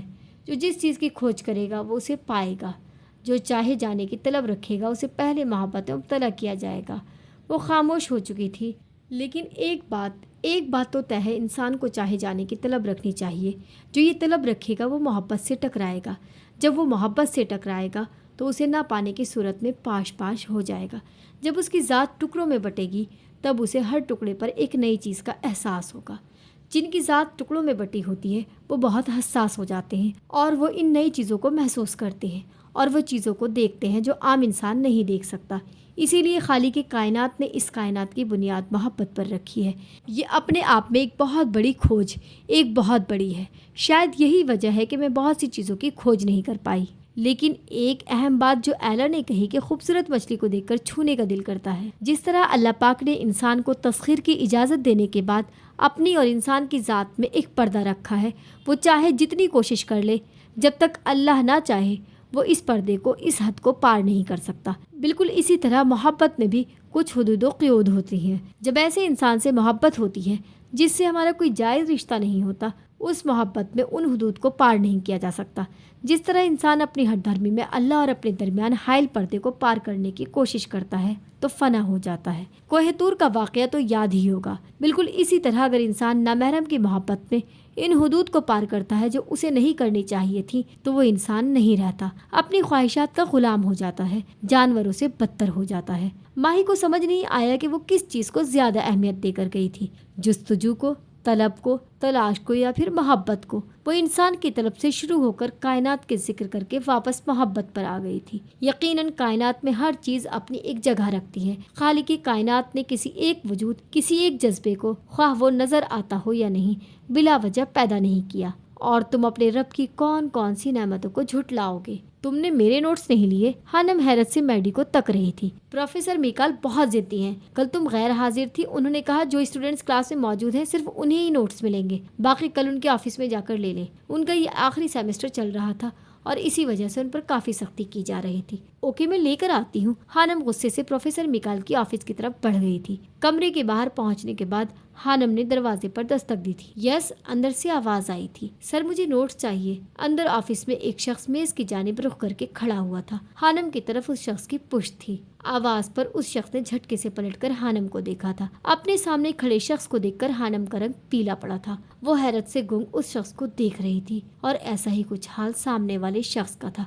خانم، وہ زیر لب بڑبڑایا تھا۔ خانم کو اپنا دل ڈوبتا ہوا محسوس ہوا تھا۔ وہ اس شخص سے صرف ایک دفعہ ملی تھی، کچھ سال پہلے کالج کی میٹنگ والے کمرے میں، جہاں اس شخص نے اپنا تعارف حشام بن جبیل کے نام سے کروایا تھا۔ حشام حیرت اور خوشی کے ملے جلے تاثرات سے اسے دیکھ رہا تھا۔ وہ ایک جھٹکے سے مڑی تھی اور آفس سے باہر نکل گئی تھی۔ خانم کا دل دھک دھک کر رہا تھا۔ وہ جانتی تھی کہ آر جے مر چکا تھا، لیکن اس نے کبھی سوچا نہیں تھا کہ اس کا سامنا آر جے کی فیملی کے کسی شخص سے ہو جائے گا۔ ایسی ہی کچھ حالت شام کی بھی تھی۔ پروفیسر میکال سے اس کی اچھی خاصی دوستی تھی۔ آج وہ اس سے ملنے آیا تھا، لیکن اسے یقین نہیں آ رہا تھا کہ قسمت اس پر یوں بھی مہربان ہو سکتی تھی۔ پروفیسر میکال جب آفس میں داخل ہوا تو شام کو کرسی پر براجمان کسی گہری سوچ میں غرق پایا تھا۔ کیا ہوا؟ خانم تمہاری اسٹوڈنٹ ہے؟ شام نے پوچھا۔ ہاں، پروفیسر میکال نے کچھ دیر سوچنے کے بعد جواب دیا تھا۔ مجھے پہلے کیوں نہیں پتا چلا؟ شام اپنا سر تھام کر رہ گیا تھا۔ خانم اپنی مخصوص جگہ پر یعنی نہر کے کنارے بیٹھی تھی۔ ہوا کی سرسراہٹ سے دوپٹے کے نیچے سے اس کے بال نکل کر چہرہ چھو رہے پانی سست روی سے بہہ رہا تھا۔ قریب ہی دانہ چگتے پرندوں کی آواز اس کے کانوں کو بھلی محسوس ہو رہی تھی۔ وہ وہاں اکیلی بیٹھی تھی جب شام اس کے پاس آ کر بیٹھا تھا۔ خانم نے زیادہ نوٹ نہیں کیا تھا، اس جگہ پر روز نئے نئے لوگ اس کے پاس آ کر بیٹھتے تھے۔ کیسی ہیں آپ خانم؟ آواز پر چونک کر خانم نے دیکھا تھا۔ ایک بار پھر اس کے چہرے کا رنگ اڑا تھا، لیکن وہ خود پر کنٹرول کر گئی تھی۔ جی ٹھیک ہوں، وہ زبردستی مسکرائی تھی۔ جب میں اپنے بھائی کے سلسلے میں آپ سے ملنے کالج گیا اور جب میں وہاں سے واپس آیا تھا تو میں نے کبھی سوچا نہیں تھا کہ میں آپ سے یہاں اس شہر میں یوں اچانک ملوں گا۔ وہ کتنا خوش تھا یہ صرف وہ جانتا تھا، وہ اسے بتا نہیں سکتا تھا۔ اس نے آرجے کا نام نہیں لیا تھا۔ سوچا تو میں نے بھی نہیں تھا کہ جس شخص سے میں اتنی نفرت کرتی ہوں اس کے بھائی سے یہاں یوں اچانک ملوں گی۔ خانم کا لہجہ کاٹدار تھا، حشام کے چہرے کا رنگ پھیکا پڑا تھا۔ لیکن مجھے امید ہے کہ آپ کو مجھ سے نفرت نہیں ہوگی۔ وہ مسکرایا تھا۔ حشام اچھے سے جانتا تھا کہ خانم آرجے سے کیوں نفرت کرتی تھی، اسی لیے اس نے اس بات کا ذکر نہیں کیا تھا۔ خانم نے کوئی جواب نہیں دیا تھا۔ میں پچھلے 10 سالوں سے پیرس میں رہ رہا ہوں، لیکن مجھے پیرس کبھی اتنا اچھا نہیں لگا تھا۔ اس کی بات پر خانم نے چونک کر اسے دیکھا تھا۔ اچھے لوگوں سے مل کر سب اچھا لگنے لگتا ہے، اور پھر آپ تو بہت ہی خاص ہیں اس نشان کی وجہ سے۔ اس نے خانم کے برتھ مارک کی طرف اشارہ کیا تھا۔ کافی اچھی باتیں کر لیتے ہیں آپ۔ خانم مسکرا دی تھی۔ میں خود بھی بہت اچھا ہوں، یہ آپ کچھ دنوں تک جان جائیں گی، وہ پورا اعتماد لہجے میں کہہ رہا تھا۔ دیکھتے ہیں، خانم نے چیلنج کرنے والے انداز میں کہا تھا، اور پھر اپنی جگہ سے اٹھ کھڑی ہوئی تھی۔ وہ کالج میں ہونے والی ملاقات میں ہی جان گئی تھی کہ آرجے اور حشام ایک دوسرے سے بہت مختلف تھے، اور اب اسے یہ محسوس بھی ہو رہا تھا۔ اللہ حافظ۔ حشام کے چپ رہنے پر وہ کہتی یونیورسٹی کی طرف بڑھ گئی تھی، جبکہ حشام اسے جاتا دیکھ رہا تھا۔ ماہی، تم حشام جبیل کو بتا کیوں نہیں دیتی کہ تم اس کے ڈیڈ کے بزنس پارٹنر کی بیٹی ہو؟ ایلا کو ماہی کی اپنی محبت کے معاملے میں یوں خاموشی کوف میں مبتلا کر دیتی تھی۔ اس سے کیا ہوگا؟ ماہی نے لیپ ٹاپ پر نظر جمائے پوچھا تھا۔ اس سے اسے یہ احساس تو ہوگا نا کہ تم کوئی عام لڑکی نہیں ہو، شاید اسے تمہاری قدر ہو۔ ایلا، تم پاگل ہو۔ ماہی اس کی بات سن کر مسکرا دی تھی۔ اس کا MBA مکمل ہو گیا تھا۔ وہ یہاں ایک ملٹی نیشنل کمپنی میں جاب کر رہی تھی، وہ اس وجہ سے کہ اسے کچھ تجربہ ہو جائے تاکہ وہ اپنے باپ حمدان کا بزنس سنبھال سکے۔ وہ اکثر بزنس کو لے کر حمدان صاحب سے بحث کرتی رہتی تھی۔ میں سچ کہہ رہی ہوں، ایلا نے منہ بنایا تھا۔ اس سے پہلے ماہی کچھ کہتی اس کا فون بجا تھا۔ بابا کی کال ہے، ماہی نے کہتے ہوئے کال اٹھائی تھی۔ بیٹا، پیرس میں ضیا کا بیٹا رہتا ہے، شاید میں نے تمہیں بتایا ہو۔ آج شام ہماری پیرس میں میٹنگ تھی جس میں میرا اور ضیا کا ہونا لازمی تھا۔ کل کچھ مصروفیات کی وجہ سے میں نہیں آ سکا اور ضیا بھی بیمار ہے۔ تم بزنس کو اچھے سے جان گئی ہو، میں چاہتا ہوں میری طرف سے وہ میٹنگ تم اٹینڈ کر لو، اور اپنے ساتھ حشام جبیل کو بھی لے کر جاؤ۔ میں ابھی تمہیں ساری ڈیٹیل بھیج دیتا ہوں، اور حشام کا نمبر اور ایڈریس بھی۔ سلام دعا کے بعد حمدان صاحب نے کام کی بات کی تھی۔ جی بابا، وہ بس اتنا ہی کہہ پائی تھی۔ لو، ہو گئی تمہاری خواہش پوری، اب پتہ چل جائے گا مسٹر جبیل صاحب کو۔ ماہی مسکرا دی تھی۔ وہ خوش تھی، اور یہ خوشی حشام جبیل سے ملنے کی تھی۔ حشام ماہین حمدان کو دیکھ کر حیران رہ گیا تھا۔ اس نے کبھی سوچا نہیں تھا کہ ماہین حمدان سیٹھ حمدان کی بیٹی تھی۔ وہ دونوں میٹنگ کے لیے نکلے تھے۔ اسے دیکھ کر ماہی کی آنکھوں میں جگنی سے جل اٹھے تھے۔ یہ وہ محسوس کر چکا تھا، لیکن اسے دلچسپی نہیں تھی، اور اب تو ہو بھی نہیں سکتی تھی، کیونکہ اب اسے خانم مل گئی تھی۔ ان کی میٹنگ اچھی رہی تھی۔ اب حشام اسے گھر چھوڑنے جا رہا تھا۔ گاڑی میں خاموشی چھائی تھی۔ ماہی کو یہ خاموشی کاٹ رہی تھی۔ آپ کو کیسا لگا یہ جان کر کہ میں سیٹھ حمدان کی بیٹی ہوں؟ بالآخر ماہی نے پوچھا تھا۔ کیسا بھی نہیں، سر سے لہجے میں جواب موجود تھا۔ لیکن مجھے آپ سے مل کر بہت اچھا لگ رہا ہے۔ میں نے کبھی سوچا نہیں تھا کہ ہم دونوں کبھی ایک ساتھ کسی سفر پر نکلیں گے۔ ماہی کے لہجے سے خوشی جھلک رہی تھی۔ حشام نے کوئی جواب نہیں دیا تھا۔ گاڑی ایک جھٹکے سے رکی تھی۔ آپ کا گھر آ گیا مس ماہین حمدان، وہ بنا اس کی طرف دیکھے کہہ رہا تھا۔ ماہی کا دل اس کے جواب نہ دینے پر کٹ کر رہ گیا تھا، لیکن وہ کچھ بھی نہیں کر سکتی تھی۔ وہ خاموشی سے گاڑی سے نیچے اتری تھی۔ وہ جھک کر کچھ کہنے والی تھی کہ حشام فراٹے بھرتا گاڑی بھگا کر لے گیا تھا۔ وہ برف کی شہزادی اسے افسوس سے جاتا دیکھ رہی تھی۔ سارے رشتے بھلائے جائیں گے، اب تو غم بھی گنوائے جائیں گے۔ جانیے کس قدر بچے گا وہ، اس سے جب ہم گھٹائے جائیں گے۔ اس کی ہوگی بڑی پشیمانی اب جو ہم آزمائے جائیں گے۔ کیا غرض دور جام سے ہم کو، ہم تو شیشے چبائے جائیں گے۔ میری امید کو بجا کہہ کر سب میرا دکھ بڑھائے جائیں گے۔ کم سے کم تجھ گلی میں جانا، دھوم تو ہم مچائے جائیں گے۔ زخم پہلے کہ اب مفید نہیں، اب نئے زخم کھائے جائیں گے۔ شاخ سارو تمہارے سارے پرندے ایک نفس میں اڑائے جائیں گے۔ ہم جو اب تک کبھی نہ پائے گئے، کن زمانوں میں پائے جائیں گے۔ آگ سے کھیلنا ہے شوق اپنا، اب تیرے خط جلائے جائیں گے۔ جمع کیا ہے ہم نے غم دل میں، اس کا اب سود کھائے جائیں گے۔ شہر کی محفلوں میں ہم اور وہ ساتھ اب کیوں بلائے جائیں گے۔ ہے ہماری رسائی اپنے میں، ہم خود اپنے میں آئے جائیں گے۔ ہم نہ ہو کر بھی شہر بودش میں آئے جائیں گے، جائے جائیں گے۔ مجھ سے کہتا تھا کل یہ شاہ بلوط، سارے سائے جلائے جائیں گے۔ ہوگا جس دن فنا سے اپنا وصال، ہم نہایت سجائے جائیں گے۔ جون یوں ہے کہ آج کے موسیٰ، آگ بس آگ لائے جائیں گے۔ حشام بہانوں سے حانم سے ملنے لگا تھا۔ وہ جہاں جاتی وہ بھی اتفاقاً پہنچ جاتا تھا۔ حانم نے کبھی اس بات کو نوٹ نہیں کیا تھا، آج بھی وہ اسے ہی تلاش کر رہا تھا۔ بی جان اسے شادی کا کہہ رہی تھی، وہ اس پر دباؤ ڈال رہی تھی، اور آج وہ اسی سلسلے میں حانم سے ملنے والا تھا۔ وہ اسے اپنے دل کی بات بتانے والا تھا تاکہ بعد میں بی جان کو اپنی پسند بتا سکے، لیکن وہ پہلے حانم کی پسند جاننا چاہتا تھا۔ وہ اسے نہر کے کنارے پرندوں کو دانہ ڈالتی نظر آ گئی تھی۔ حشام ہاتھ میں پکڑا کیک لیے اس کی طرف بڑھا تھا۔ آج حشام کا برتھ ڈے تھا۔ وہ جانتا تھا کہ حانم نہیں جانتی تھی، اور وہ یہ بھی جانتا تھا کہ وہ اسے وش نہیں کرے گی، لیکن وہ اس دن کو خاص بنانا چاہتا تھا۔ السلام علیکم، کیسی ہیں آپ؟ حانم کے قریب پہنچنے پر اس نے پوچھا تھا۔ جی میں بالکل ٹھیک ہوں، آپ سنائیں، اور یہ کیک کس لیے؟ آج میرا برتھ ڈے ہے، اور جب سے میں پیرس آیا ہوں یہ پہلا موقع ہے کہ میں کیک کاٹنے جا رہا ہوں، وہ بھی بہت ہی خاص شخصیت کے ساتھ۔ ہیپی برتھ ڈے مسٹر حشام جبال۔ اس کی بات سن کر حانم مسکرا دی تھی۔ شکریہ، وہ بھی مسکرایا تھا۔ دیر نہیں کرنی چاہیے، پھر ویسے بھی مجھے کیک بہت پسند ہے کھانے میں۔ وہ دونوں وہیں کنارے پر بیٹھ گئے تھے۔ میں آج آپ سے کچھ مانگنے آیا ہوں۔ کیک کاٹنے کے بعد حشام سنجیدہ لہجے میں کہا تھا۔ اس کے لہجے میں کچھ تھا۔ حانم نے چونک کر اسے دیکھا تھا۔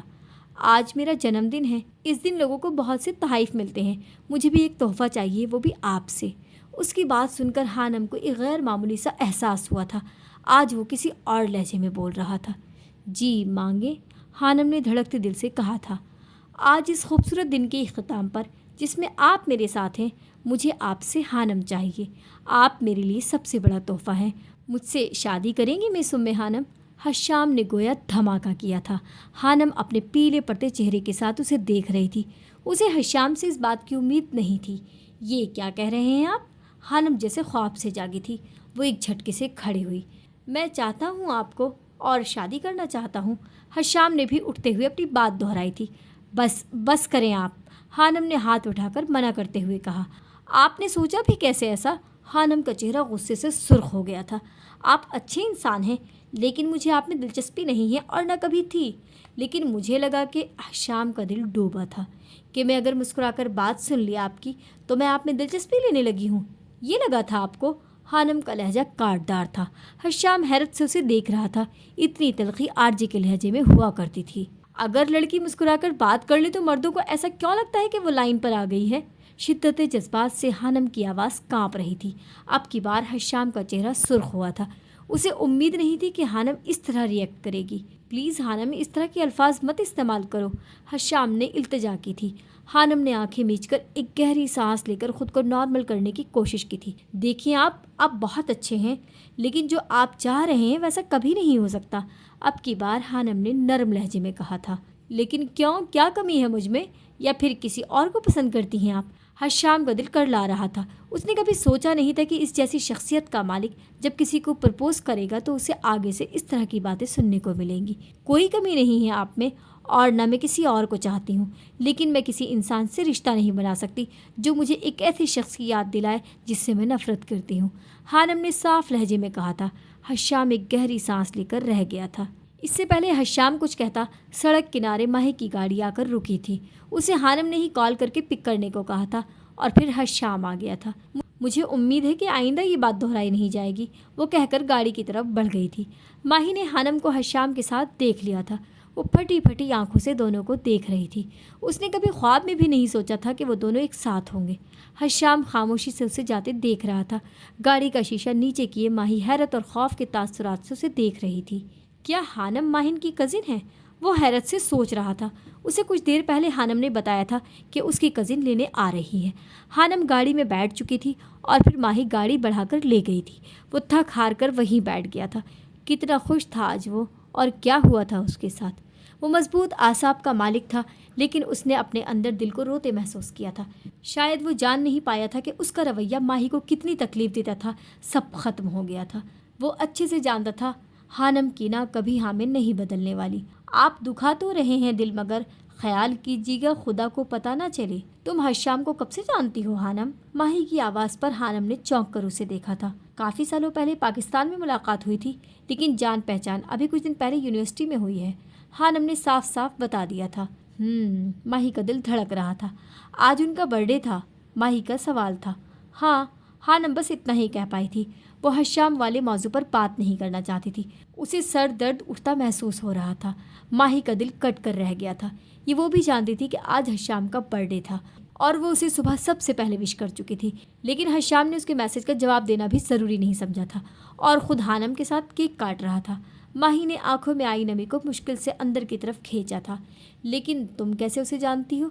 अचानक हानम को एहसास हुआ तो उसने पूछा था। बाबा के बिजनेस पार्टनर का बेटा है। कुछ दिन पहले मैं उसी के साथ मीटिंग के लिए गई थी।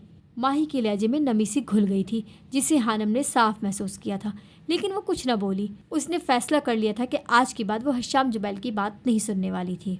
वो रात हश्याम के लिए बहुत बुरी गुजरी थी। बेशक वो ऐसी बातों के लिए ज़्यादा जज्बाती नहीं होता था, बेशक वो उसे काफ़ी सालों से चाहता आ रहा था, लेकिन उसके लिए सबसे ज़्यादा अहम उसकी बीजान थी, जो बहुत अच्छी थी और उससे बहुत प्यार करती थी। मोहब्बत के मामले में ज़बरदस्ती नहीं चलती, ये बात हश्याम जान चुका था। वो जैसे ही माही को अपना नहीं सका, वैसे ही हानम ने उसे अपनाने से इनकार कर दिया था। दिल तो टूटा था उसका, जैसे वो माही का तोड़ता, लेकिन उससे रोया नहीं जा रहा था। मैंने तुम्हारे लिए सारा को पसंद कर लिया है हश्याम। वो बहुत अच्छी लड़की है और सबसे बढ़कर मेरी अपनी भांजी है। बीजान ने गोया बम फोड़ा था। लेकिन बीजान, वो कुछ कहना चाहता था। लेकिन क्या हश्याम, कोई और पसंद है तुम्हें तो बताओ। लेकिन याद रखना, जो भी पसंद हो मुझे कबूल होगी, बस वो सैयद ख़ानदान से हो। तुम अपने ख़ानदान की रिवायत को अच्छे से जानती हो। बीजान की बात सुनकर वो अजियत से आंखें मीच गया था।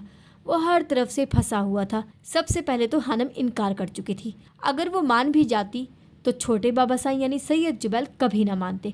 उसे समझ नहीं आ रहा था कि वो क्या करे। मैं कुछ पूछ रही हूँ हश्याम, बीजान की आवाज़ उभरी थी। मुझे सोचने के लिए कुछ वक्त चाहिए बीजान। कितना वक्त? और बात सालों पर ना जाए। मैं अब तुम्हारे सर सेहरा देखना चाहती हूँ। तुम्हारी उम्र के सभी लड़कों की शादी हो चुकी, बस एक तुम ही रहते हो। बीजान का अंदाज़ हुक्मिया था। वो रिश्तों में बंधा लड़का, जिसके लिए रिश्ते उसकी मोहब्बत से ज़्यादा माने रखते थे, वो कभी बगावत नहीं कर सकता था। ये बात बीजान अच्छे से जानती थी। हानम को उम्मीद थी कि हश्याम उसे कभी तंग नहीं करेगा और वो उसकी उम्मीद पर पूरा उतरा था। 2 महीने गुजर चुके थे। उसका हश्याम से दोबारा सामना नहीं हुआ था। उसके आखिरी सेमेस्टर के पेपर भी ख़त्म हो गए थे। वो उस दिन कुछ किताबें इशू करवाने के लिए सिटी लाइब्रेरी आई थी। काफ़ी देर ढूंढने के बाद भी उसे अपनी मतलूबा किताब नहीं मिली थी। हानम झुंझलाते हुए काउंटर पर मौजूद लाइब्रेरियन के पास गई थी, लेकिन जैसे ही वो काउंटर पर पहुंची, उसे वहां अपनी मतलूबा किताब रखी नज़र आ गई थी। मुझे ये किताब चाहिए, उसने वहां बैठे लड़के से कहा। ये किताब तो आपसे पहले कोई और इशू करवा चुका है, लड़के ने बताया था। किसने इशू करवाई है? हानम पूछ रही थी। हश्याम बिन जुबैल, वो फ़ोन सुनने बाहर गए हैं, लड़के ने कहते हुए ग्लास डोर से बाहर इशारा किया था। ओके, मैं उनसे बात कर लेती हूँ। हानम बाहर निकल आई थी। उसे हश्याम फ़ोन कान से लगाए बात करते हुए नज़र आ गया था। मिस्टर हश्याम जुबैल, जो किताब आप इशू करवा चुके हैं वो उम्मे हानम को यानी मुझे चाहिए। आपको कोई मसला तो नहीं? वो उसके पीछे खड़ी ऊंची आवाज़ में बोल रही थी। हश्याम करंट खाकर पलटा था। उसने हैरत से हानम को और फिर घबराकर फ़ोन को देखा था। मैं वो किताब ले लूँ? हानम ने दोबारा पूछा था। हश्याम ने फ़ौरन फ़ोन बंद किया था। उसकी इस हरकत को हानम ने महसूस किया था। वो आज उसे 2 माह बाद देख रहा था। लहजा वही हुक्मिया था। आप कुछ भी मांग ले, हश्याम जुबैल इनकार नहीं कर सकता। वो चमकती आंखों से कह रहा था। और कुछ नहीं चाहिए, सिर्फ किताब। आप अगर लाइब्रेरियन से बात कर लें। वो गोया हुक्म देती अंदर की तरफ बढ़ गई थी। हश्याम मुस्कुराकर रह गया था। वो लड़की हुक्म देने के लिए बनी थी। वक्त कैसे गुजरता है कुछ पता ही नहीं चलता। ऐसे लगता था जैसे अभी कल ही की बात है जब यूनिवर्सिटी में उनकी क्लास का पहला दिन था और अब वो लोग अपने कोर्स के 2 साल भी पूरे कर चुके थे। इंसान जिन लोगों के साथ रहता है, वक्त गुजरने पर उनसे उनसित हो ही जाती है। कुछ ऐसा ही हानम के साथ हुआ था। मैडी पूरी क्लास को लेकर कॉफ़ी शॉप पर आया था। ये वो कॉफ़ी शॉप थी जहाँ वो जॉब करता था। उसे पहली तनख्वाह मिली थी और इसी खुशी में वो अपनी क्लास को इसी शॉप में कॉफ़ी पिलाने लाया था। इस शॉप में उसकी अल्बर्ट से बहुत अच्छी दोस्ती हो गई थी। हानम उस कॉफ़ी शॉप को पहले जानती थी। वो पिछले 6 माह से इस शॉप पर आ रही थी। उसे यहाँ की चाय जो अल्बर्ट ख़ास तौर पर उसके लिए बनाता था बहुत पसंद थी। क्लास ने पूरी शॉप में शोरगुल मचा रखा था। क्लास के लड़के लड़कियाँ खुले दिल से कॉफ़ी की तारीफ़ कर रहे थे जो मैडी ने अपने हाथ से सबके लिए बनाई थी। वो स्टूडेंट्स के दरमियान घिरा सीने पर हाथ रखकर सर झुका झुका कर शुक्रिया अदा कर रहा था। हानम की नज़रें आज भी शॉप से बाहर थीं। बाहर सड़क पर चलती गाड़ियाँ उसे अच्छी लग रही थी। उसने स्याह रंग की जीन्स पर घुटनों तक आती लंबी कमीज पहनी हुई थी, जिस पर टखनों से थोड़ा ऊपर तक आता ऊनी कोट पहन रखा था। सर पर ऊनी टोपी थी जिसने उसके बालों को छुपा रखा था। उसके सामने रखे कप से धुआं उठ रहा था। अचानक ही उसे अजीब सी बेचैनी शुरू हो गई थी। उसे खुद पर किसी की नज़रों की तपिश महसूस हुई थी। हानम ने चौंक कर शॉप में मौजूद लोगों पर नज़र दौड़ाई थी। अचानक उसकी नज़र एक कोने में रखी मेज़ पर बैठे शख्स पर पड़ी थी। उसका चेहरा हुडी से छुपा हुआ था। हानम के देखने पर वो चेहरे का रुख मोड़ चुका था। जिस तरह वो बैठा था, हानम को सालों पहले क्लास के आखिरी बेंच पर बैठा शख्स याद आया था। आरजे। उफ, मैं भी क्या सोच रही हूँ। हानम ने अपनी ही सोच पर खुद को डपटा था। कितनी ही देर कॉफ़ी और माहौल से लुत्फानंदोज होने के बाद उसकी पूरी क्लास के स्टूडेंट्स जा चुके थे। कुछ सोचकर हानम भी शॉप से बाहर निकल आई थी। एंजल। मैडी उसके पीछे लपका था। इन 2 ढाई सालों में उसकी मैडी से काफ़ी बेतकल्लुफ़ी हो गई थी। मैडी तो उसे अपनी सबसे अच्छी दोस्त मानता था। तुम अकेली जाओगी घर, मैं तुम्हें छोड़ देता हूँ, हानम के रुकने पर मैडी ने कहा था। मैं कोई बच्ची नहीं हूँ मैडी, पिछले 2.5 साल से मैं पेरिस में आवारागर्दी कर रही हूँ और तुम मुझे घर छोड़ने की बात कर रहे हो। वो हंस दी थी। ये बात वाकई सच थी। जैसे उसने पहले 2 साल घर में बंद रहकर गुजारे, वैसे ही अब उसने ये 2.5 साल पेरिस की सड़कों पर घूमते गुजारा था। लेकिन फिर भी तुम अपनी शॉप संभालो, मैं चली जाऊंगी, वो मुस्कुराकर कहती आगे बढ़ गई थी। वो दोनों सड़क के दरमियान खड़े थे। ट्रैफिक ज़्यादा नहीं थी और इस सड़क पर बहुत ज़्यादा गाड़ियाँ नहीं होती थी। जैसे ही मैडी अड़ा सामने से आती डबल डेकर बस को देखकर उसके होश उड़ गए थे। बस काफ़ी स्पीड से आ रही थी। वो उछलकर साइड पर हुआ था, लेकिन ये क्या, बस का रुख भी उसकी तरफ हो गया था। मैडी ने चिल्लाते हुए जिस तरफ को भी होता था बस का रुख उसी जानिब हो जाता था। लोग तमाशा देख रहे थे। बस और उसके दरमियान थोड़ा सा फासला रह गया था। इससे पहले कि बस उसे उड़ाती, किसी ने उसे बाजू से पकड़कर खींचा और बस जिस जगह पर वो एक पल पहले खड़ा था वहाँ से गुजरकर थोड़ा आगे जाकर रुकी थी। मैडी ने डरते डरते आंखें खोली थी और फिर अपने सामने खड़े शख्स को देखकर डरकर पीछे हुआ। वो एक लड़का जिसने हुडी पहनी हुई, उसके गाल पर जले हुए का निशान था। लड़के ने दोनों हाथ उठाकर उसे रिलैक्स रहने का इशारा किया था। सॉरी ब्रो, गाड़ी में कुछ मसला हो गया था, ब्रेक नहीं लग रही थी। तुम्हें उस शख्स का शुक्रिया अदा करना चाहिए जिसे मुझे जेल जाने और तुम्हें हेवन में जाने से बचा लिया, बस से एक आदमी ने उतरकर कहा था। बहुत बहुत शुक्रिया, मैडी ने उस जले हुए चेहरे वाले लड़के के हाथ थामकर कहा था। मैडी एक जज्बाती लड़का था और उसके साथ साथ वो बहुत प्यार करने वाला एक अच्छा इंसान था।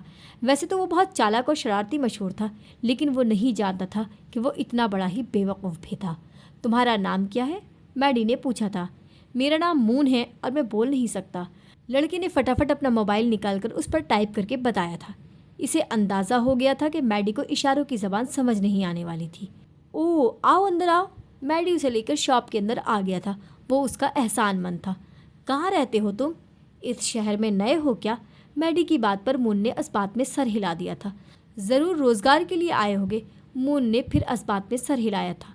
खैर कोई नहीं, आज से तुम मेरे साथ रहोगे। मैडी की बात सुनकर मून की आंखें चमकी थीं और फिर उसने मैडी का शुक्रिया अदा किया था, जबकि मैडी उसके जले हुए चेहरे और कुव्वत गोयाई से महरूम देखकर अफसोस करके रह गया था। अगले दिन हानम शॉप पर आई तो मैडी ने उसे सारा वाक़या सुनाया था। वो हंस हंस कर पागल हो गई थी। एंजल, तुम हंस रही हो, मैं मर जाता तो, मैडी ने खफगी से कहा था। मुझे तो सोच सोच कर हंसी आ रही है, क्या सीन होगा उस वक्त। वो फिर हंस दी थी। इससे पहले मैडी कुछ कहता मून शॉप में दाखिल हुआ।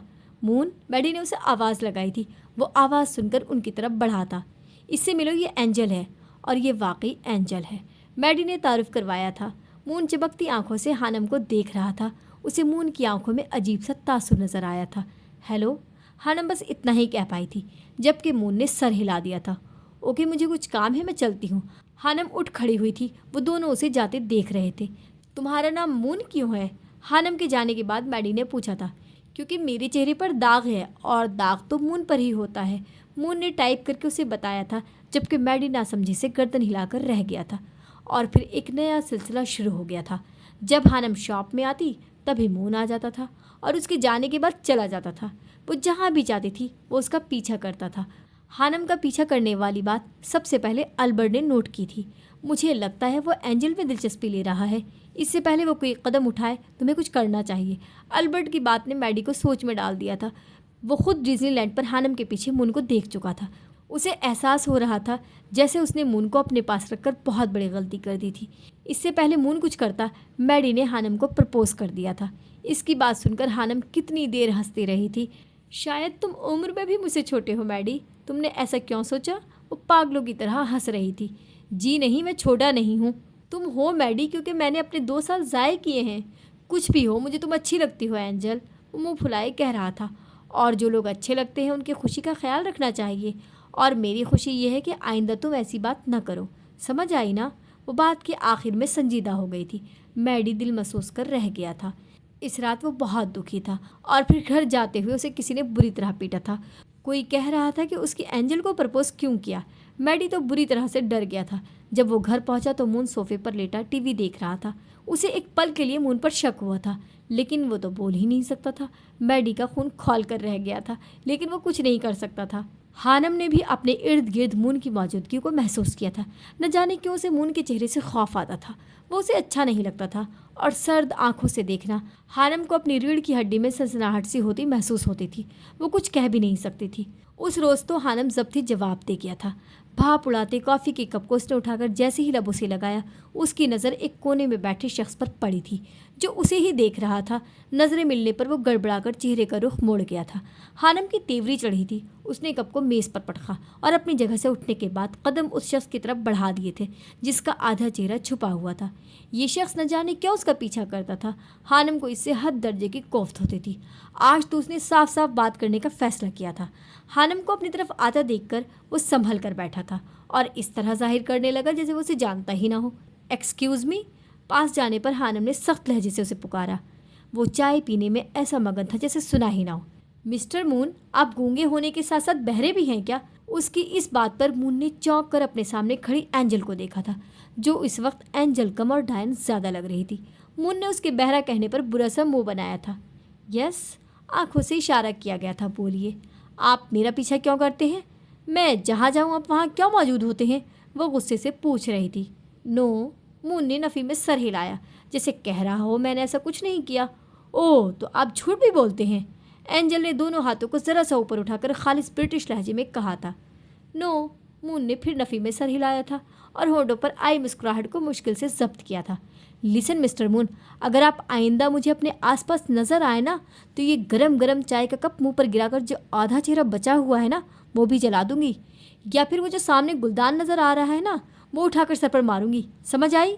उसकी धमकी सुनकर मून की आंखें हैरत से फटी की फटी रह गई थी। वो इतनी खतरनाक कब से हो गई थी? मून को हैरत हुई। समझ आ गई ना? उसके खामोश रहने पर एंजल ने दोबारा पूछा। नो। वो एक बार फिर सरनफी में हिला चुका था, जबकि एंजल गुस्से से मुट्ठियाँ भींचती वहाँ से चली गई थी। उसके लंबे ओवरकोट के पीछे इंग्लिश में ब्रोकन एंजल लिखा था। I am so lonely broken angel, one and only broken angel. जैनी के साथ गाए गए गाने के अल्फाज उसके जहन में गूंज गए थे, और फिर उसकी धमकी को याद करके वो खुलकर मुस्कुरा दिया था। वो आखिरी दिन शायद हानम की धमकी काम कर गई थी।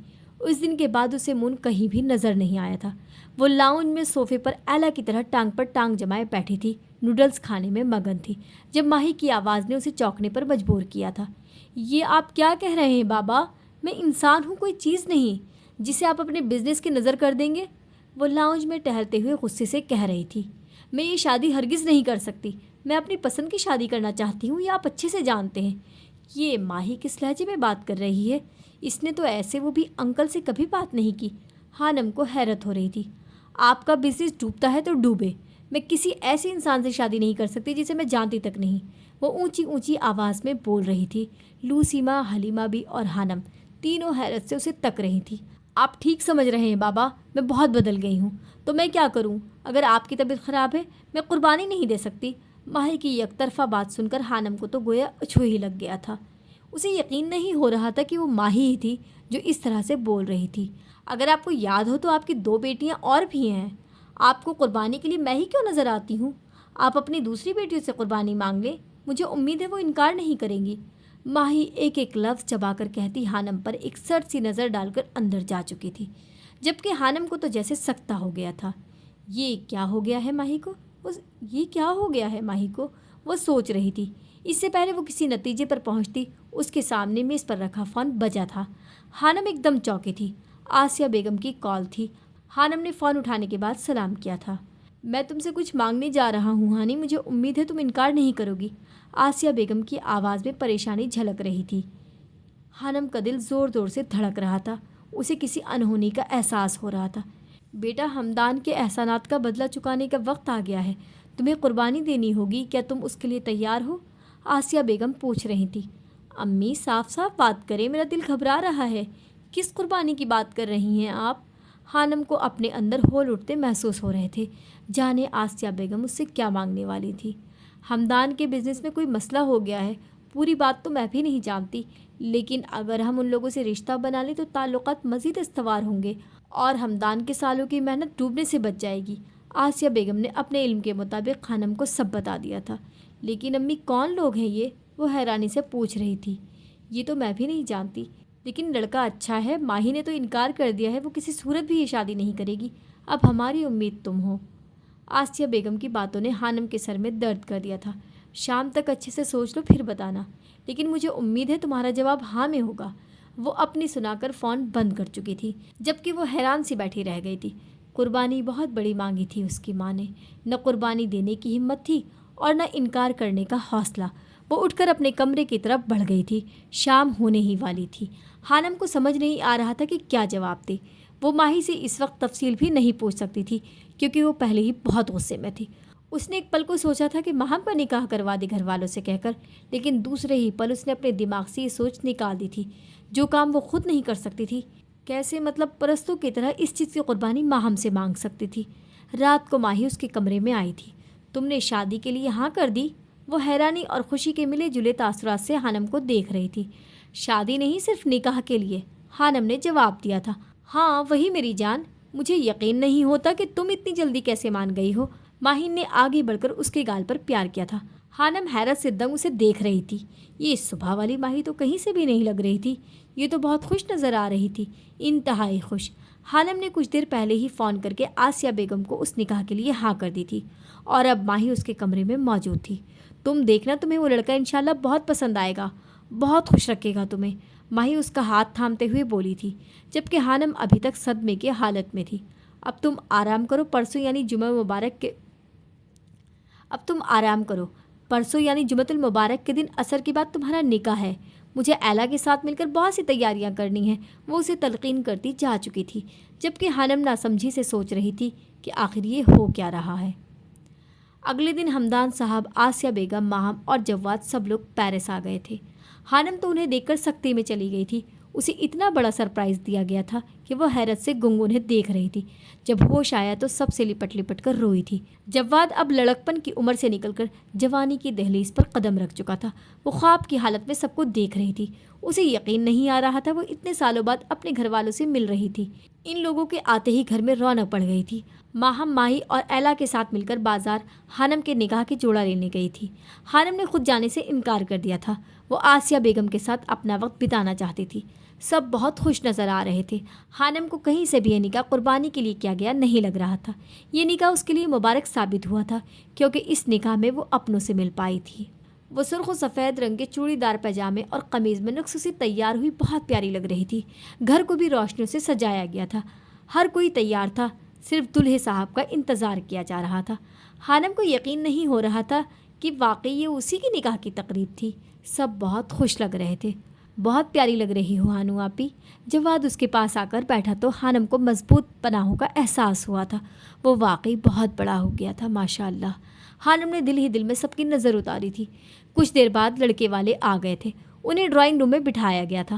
خانم سے کسی نے اپنے کمرے سے باہر آنے کو نہیں کہا تھا، اور نہ وہ خود گئی تھی۔ اس کا دل تیز تیز دھڑک رہا تھا۔ جذبات و احساسات بالکل نئے تھے۔ کچھ دیر بعد قاضی نکاح کے لیے آیا تھا۔ وہ خانم سے اس کو روحان حیدر کے نکاح میں دیے جانے کا پوچھ رہا تھا، جبکہ خانم کو روحان کے نام پر کرنٹ لگا تھا۔ اسے اپنی آنکھوں کے سامنے اندھیرا چھاتا محسوس ہو رہا تھا۔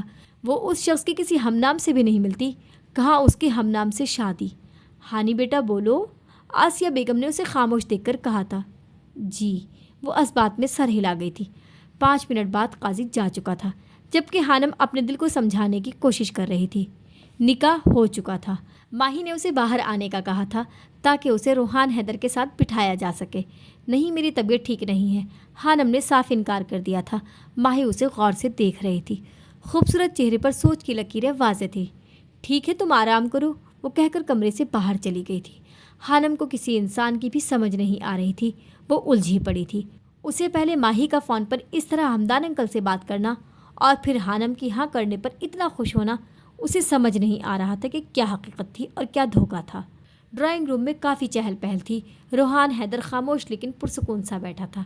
जवाद उसके साथ चिपका बैठा था, जबकि हमदान साहब रोहान के बड़े भाई के साथ बैठे बातों में मसरूफ़ थे। खाना खुशगवार माहौल में खाया गया था। हानम को भी खाना दे आओ। हलीमा बी की आवाज़ पर माही फट से उठी थी और खाने की डिश लेकर उसके कमरे की तरफ बढ़ गई थी। तुम बहुत खुशनसीब हो हानी कि तुम्हें रोहान हैदर जैसा लड़का मिला है। सच्ची मुझे लगता था कि दुनिया में हश्याम जुबैल से ज़्यादा खूबसूरत मर्द कोई नहीं, लेकिन रोहान को देखा तो मुझे अपना बयान बदलना पड़ा। वो मुस्कुरा दी थी, जबकि हानम हैरत से उसे देख रही थी। वो जान गई थी कि माही हश्याम को बहुत पसंद करती थी। शायद इसी वजह से उसने रोहान से शादी करने से इनकार कर दिया था। हानम ने जो हल्का फुल्का जेवर पहना था वो उतार दिया था। अब बस चूड़ियाँ पहनी थी और निकाह का जोड़ा। वो थकी हुई नज़र आ रही थी। उसने मुश्किल से थोड़ा सा खाना खाया था। जनवरी का महीना था। आज 18 जनवरी थी। ये कैसा दिन था और इस दिन क्या हुआ था, हानम को याद भी नहीं था।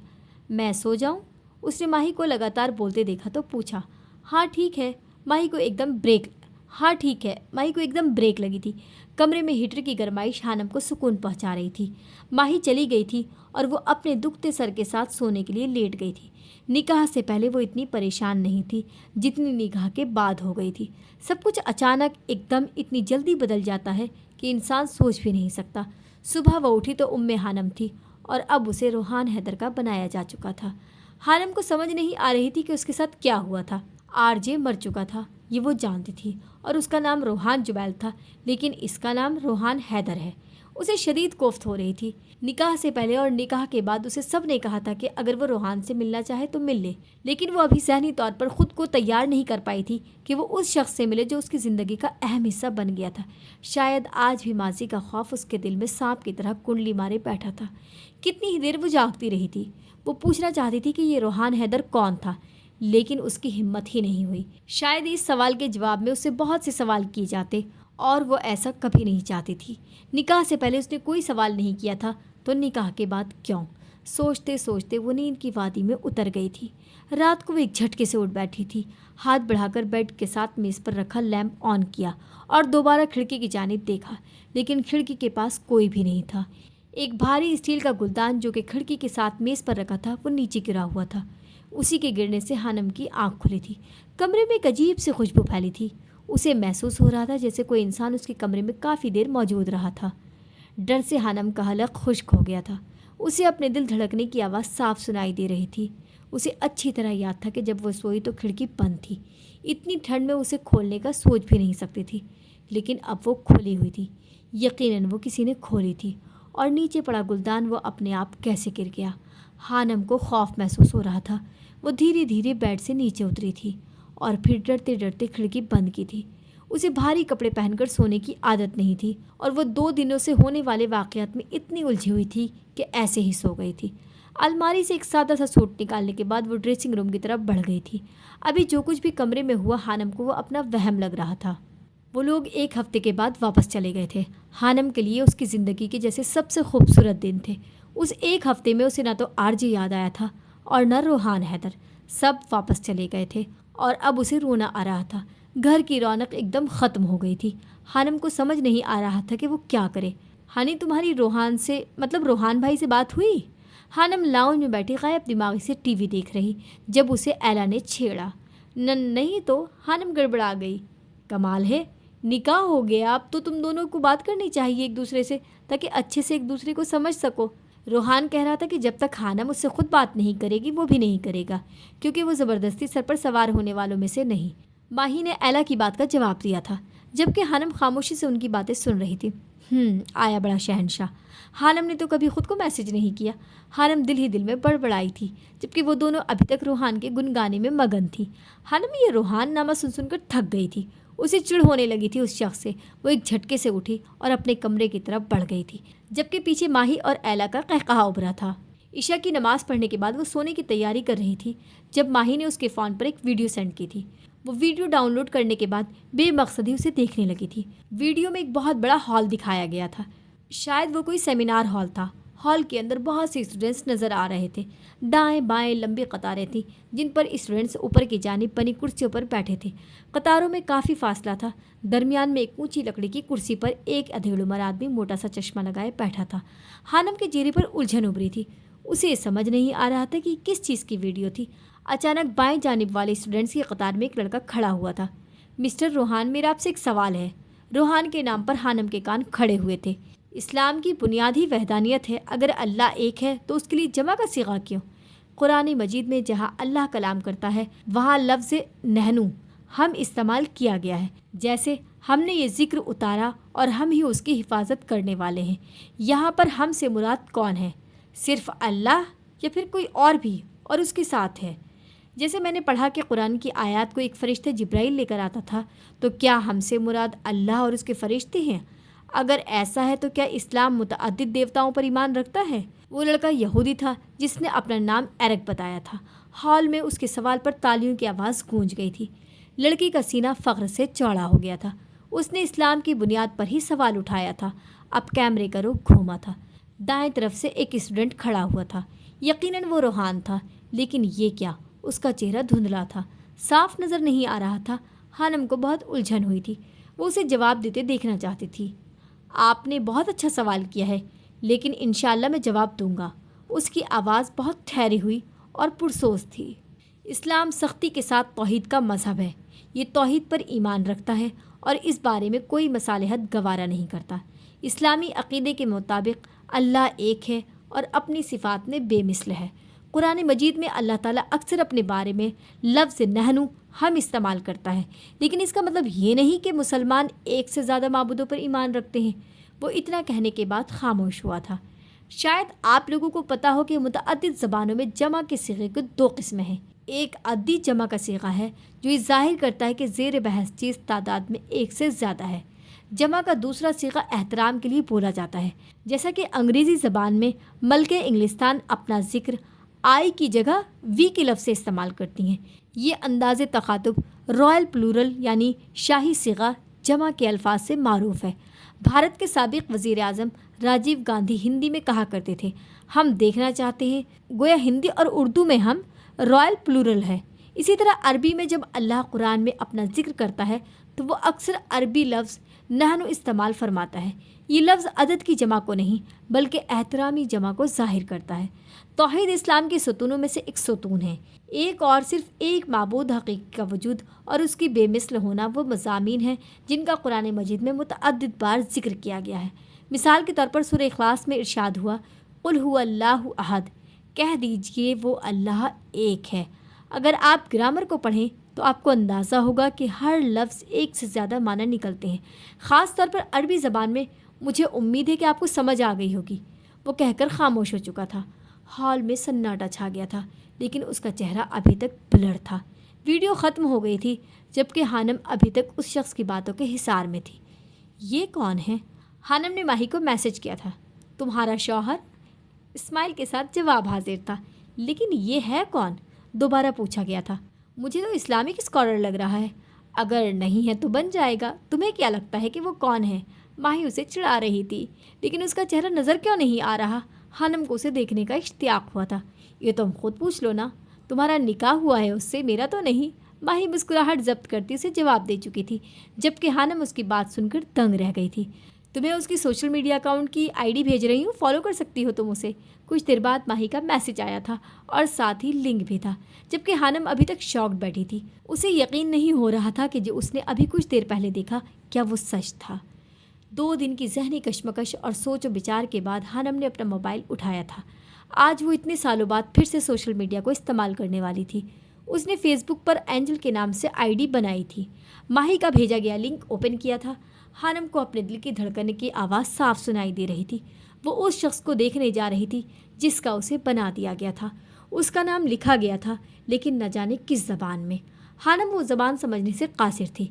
शायद वो जर्मन ज़बान थी। अलबत्ता जर्मन ज़बान में लिखे गए नाम के नीचे रोहान लिखा था, जो उसकी निशानदेही कर रहा था।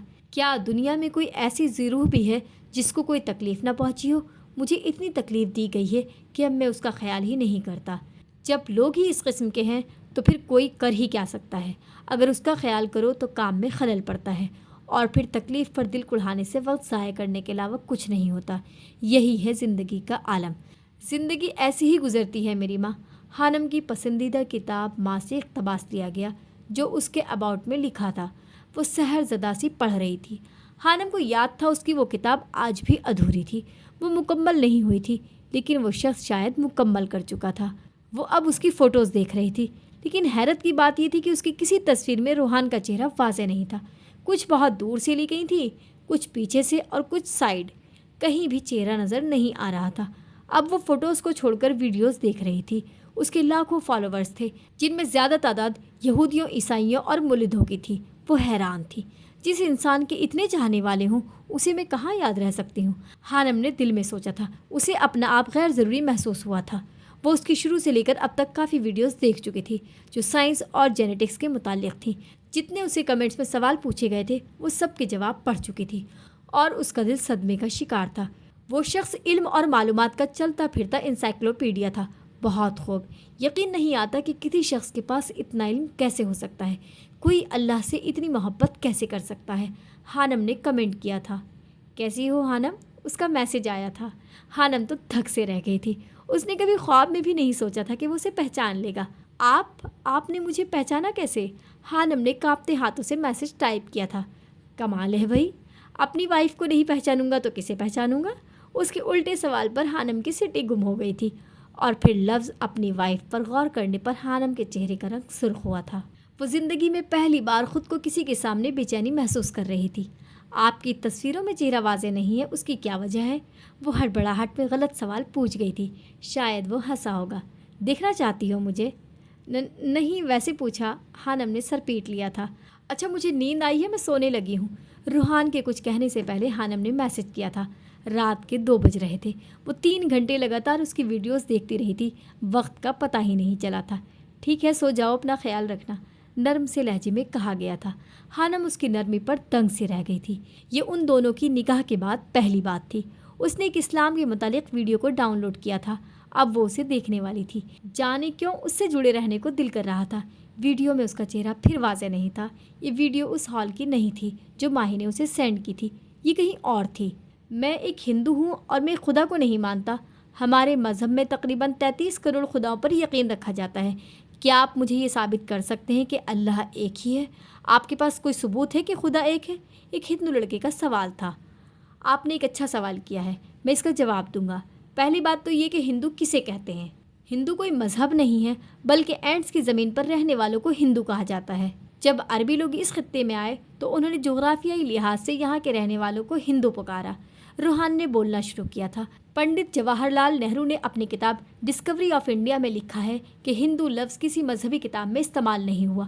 اب جو لوگ انڈیا کی سرزمین پر رہتے ہیں انہیں ہندو کہا جاتا ہے، لیکن وقت گزرنے کے ساتھ یہ لفظ ایک مذہب کے نام سے جڑ گیا، اس لیے بتوں کی عبادت کرنے والوں کو ہندو کہا جانے لگا۔ دوسری بات یہ ہے کہ آپ نہیں مانتے کہ خدا ایک ہے، بلکہ آپ 33 کروڑ خداؤں پر یقین رکھتے ہیں، ایسا ہی ہے نا؟ جی ایسا ہی ہے، لڑکے نے جواب دیا تھا۔ آپ سے کس نے کہا کہ خداؤں کی تعداد 33 کروڑ ہے؟ روحان نے سوال پوچھا تھا۔ سبھی کہتے ہیں، میں نے پڑھا اور اپنے باپ سے سنا۔ تو آپ نے اپنے باپ سے سنا کہ خداؤں یعنی بھگوانوں کی تعداد 33 کروڑ ہے۔ میں کہہ رہا ہوں کہ خدا ایک ہے، آپ میری بات پر یقین کیوں نہیں کرتے؟ کیا میں آپ کا دشمن ہوں؟ وہ مسکرا رہا تھا۔ نہیں، ایسی بات نہیں ہے، لڑکا کھسیا گیا تھا۔ آپ جانتے ہیں کہ آپ کے مذہب میں بہت سی کتابیں ہیں، جیسے شروتی، مہابھارت اور رامائن۔ کیا آپ نے شروتی کو پڑھا جو کہ ہندوؤں کے لحاظ سے سب سے اونچی کتابوں میں سے ہے، جس کا عہدہ بڑا ہے؟ کیا آپ نے اسے غور سے پڑھا؟ لڑکا خاموش تھا۔ اگر آپ سب سے اونچی کتاب شروتی چندوگیا اپنشد کو پڑھیں، جس کے باب نمبر 1 سیکشن نمبر 2 کی پہلی آیات یعنی ورس میں لکھا ہے کہ خدا ایک ہے بنا کسی دوسرے کے، یہ میں نہیں کہہ رہا، یہ آپ کی کتاب میں لکھا ہے۔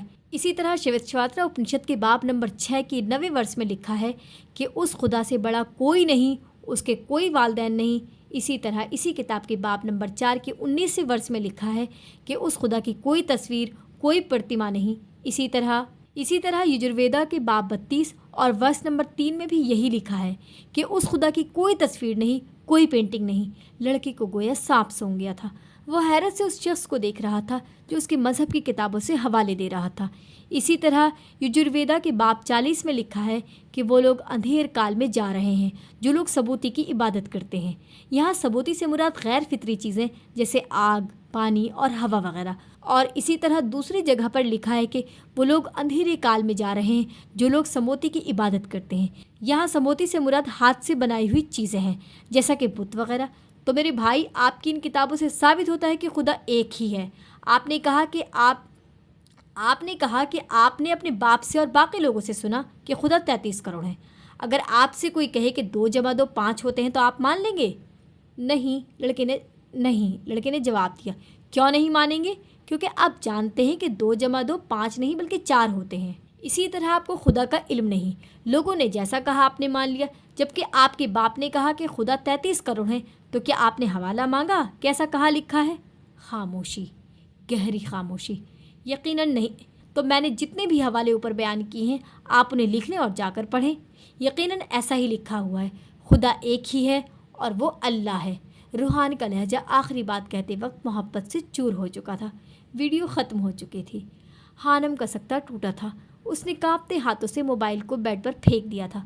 اس کا دل کیا تھا کہ وہ چیخے، چلائے اور زور زور سے روئے، دھاڑے مارے۔ اسے کس انسان سے نواز دیا گیا تھا یہ وہ بھی نہیں جانتی تھی۔ آنسو اس کی آنکھوں سے جاری تھے۔ عرصے بعد آج اس نے تہجد کی نماز ادا کی تھی۔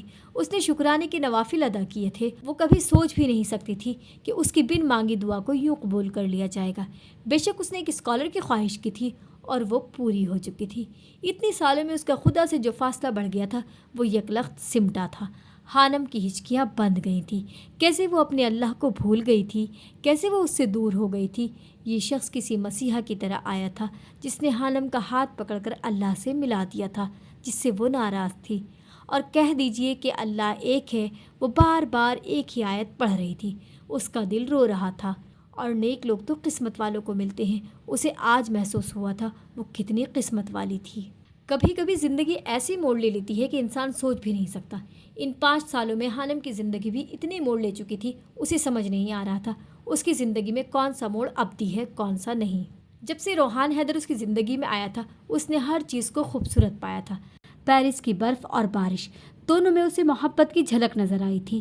وہ اس کے لیے ضروری ہوتا جا رہا تھا اور خانم اسے اپنی ضرورت بننے دے رہی تھی۔ ان 5 سالوں میں وہ خود سے، وقت سے، لوگوں سے اور حالات سے اتنی بھاگی تھی کہ اب تھک چکی تھی۔ اسے یاد تھا آج وہ بھی دن جب اس نے روحان حیدر سے پہلی بار فون کال پر بات کی تھی۔ اس کی آواز دل سوز تھی۔ اس کے بات کرنے میں ایک ٹھہراؤ تھا۔ کبھی کبھی خانم کو محسوس ہوتا تھا اس کی ٹھہری ہوئی پرسکون آواز کے پیچھے ایک گہری شدت چھپی تھی جو اسے محسوس ہوتی تھی۔ وہ لان میں بیٹھی تھی، ٹھنڈی ہوا میں اڑتے اس کے سنہری بال جو اب پہلے کی نسبت لمبے ہو چکے تھے۔ موسم ابر آلود تھا۔ بارش آہستہ آہستہ شروع ہوئی اور پھر جل تھل پیدا کرنے لگی تھی، اور اب لان کی جانب کھلنے والے دروازے میں کھڑی بارش کو تک رہی تھی، لیکن اس کا دھیان موبائل میں لگا ہوا تھا۔ وہ خود اسے فون نہیں کرتی تھی بلکہ شاید وہ ہر لمحہ اس کے فون کا انتظار کرتی تھی۔ اس کی امید بر آئی تھی۔ موبائل پر رنگ ہوئی تھی۔ خانم نے دھڑکتے دل کے ساتھ فون اٹھایا تھا۔ بارش انجوائے کر رہی ہو؟ روحان کے سوال پر وہ دنگ رہ گئی تھی۔ آپ کو کیسے پتا؟ خانم نے حیرانی سے پوچھا۔ پیرس میں بارش ہو رہی ہے جو لگاتار 3 دن تک جاری رہنے والی ہے۔ اب بارش ہو رہی ہے تو یقیناً تم اسے ہی دیکھ رہی ہوگی۔ جی، وہ بس اتنا ہی کہہ پائی تھی۔ اچھا یہ بتاؤ، دنیا کی سب سے خوبصورت بارش کہاں ہوتی ہے؟ پنجاب یونیورسٹی میں۔ بے ساختہ ہی خانم کے منہ سے نکلا تھا۔ اگلے پل وہ زبان دانتوں تلے دبا چکی تھی۔ دوسری طرف خاموشی چھا گئی تھی۔ پی یو کی بارش حسین لگتی تھی لیکن اب نہیں۔ خانم نے اپنی بات کی توسیع کی تھی۔ ایسا کیوں؟ وہ پوچھ رہا تھا۔ وہاں کی بارش سے بہت سی خوفناک یادیں جڑی ہیں جو روح کو گھائل کرتی ہیں، خانم نے آنکھیں بند ہوئے کہا تھا۔ روحان ایک گہری سانس لے کر رہ گیا تھا۔ جو برا ہوا اسے بھول جانا چاہیے۔ ہمیشہ اپنی زندگی میں اچھی چیزوں کا تصور کرو، خوش رہو۔ وہ مسکرایا تھا۔ خانم بھی مسکرا دی تھی۔ اسے ہر چیز خوبصورت لگنے لگی تھی۔ یہ اسے کیسے بتاتی؟ وہ اس شخص کو ہر لمحہ اپنے آس پاس محسوس کرتی تھی، اور محبت تو ایسی ہی ہوتی ہے جو انسان کے کردار سے ہوتی ہے، اور جب محبت ہوتی ہے تو ہر چہرہ خوبصورت ہو جاتا ہے۔ ماسٹر مکمل ہو گیا تمہارا؟ جی 1 سال ہونے والا ہے، خانم نے بتایا۔ کس فیلڈ میں مکمل کیا ہے؟ جیولوجی، زمین کی اسٹڈی۔ اچھا تو یہ بتاؤ زمین کی شکل کیا ہے؟ خانم اس کے سوال پر چونک گئی تھی۔ जियोसेफ्रिकल? हानम का अंदाज सवालिया था। गुड, लेकिन ये तो साइंस कहती है। अल्लाह ने तो ज़मीन को बिछा दिया है। मुझे कुरान से ज़मीन की चपटी होने की निशानियाँ मिली हैं। वो शायद उलझी हुई थी, इसलिए पूछ रही थी। आयत बताओ किस में ज़मीन के चपटी होने का लिखा है, वो पूछ रहा था। सूरह नाज़ियात की आयत नंबर 30 में लिखा है कि वल अर्ज़ बाद ज़ालिका दुहा, और इसके बाद ज़मीन को हमवार बिछा दिया। इस आयत से तो यही मालूम होता है ना कि ज़मीन चपटी है। नहीं, ऐसा नहीं है। वो फिर मुस्कुरा दिया था। इस आयत के आखिर में जो लफ्ज़ दहा इस्तेमाल हुआ है, ये अरबी के लफ्ज़ दुहिया से निकला है, जिसका मतलब अंडे जैसी शक्ल। और ये अंडा आम अंडा नहीं, बल्कि ये शुतुरमुर्ग का अंडा है जो ऊपर और नीचे से फ्लैट होता है। हानम सांस रोके उसे सुन रही थी। ज़मीन की तख्लीक आसमान से पहले हुई, लेकिन इसको हमवार आसमान की पैदाइश के बाद किया गया है, और यहाँ इसी हकीकत का बयान है।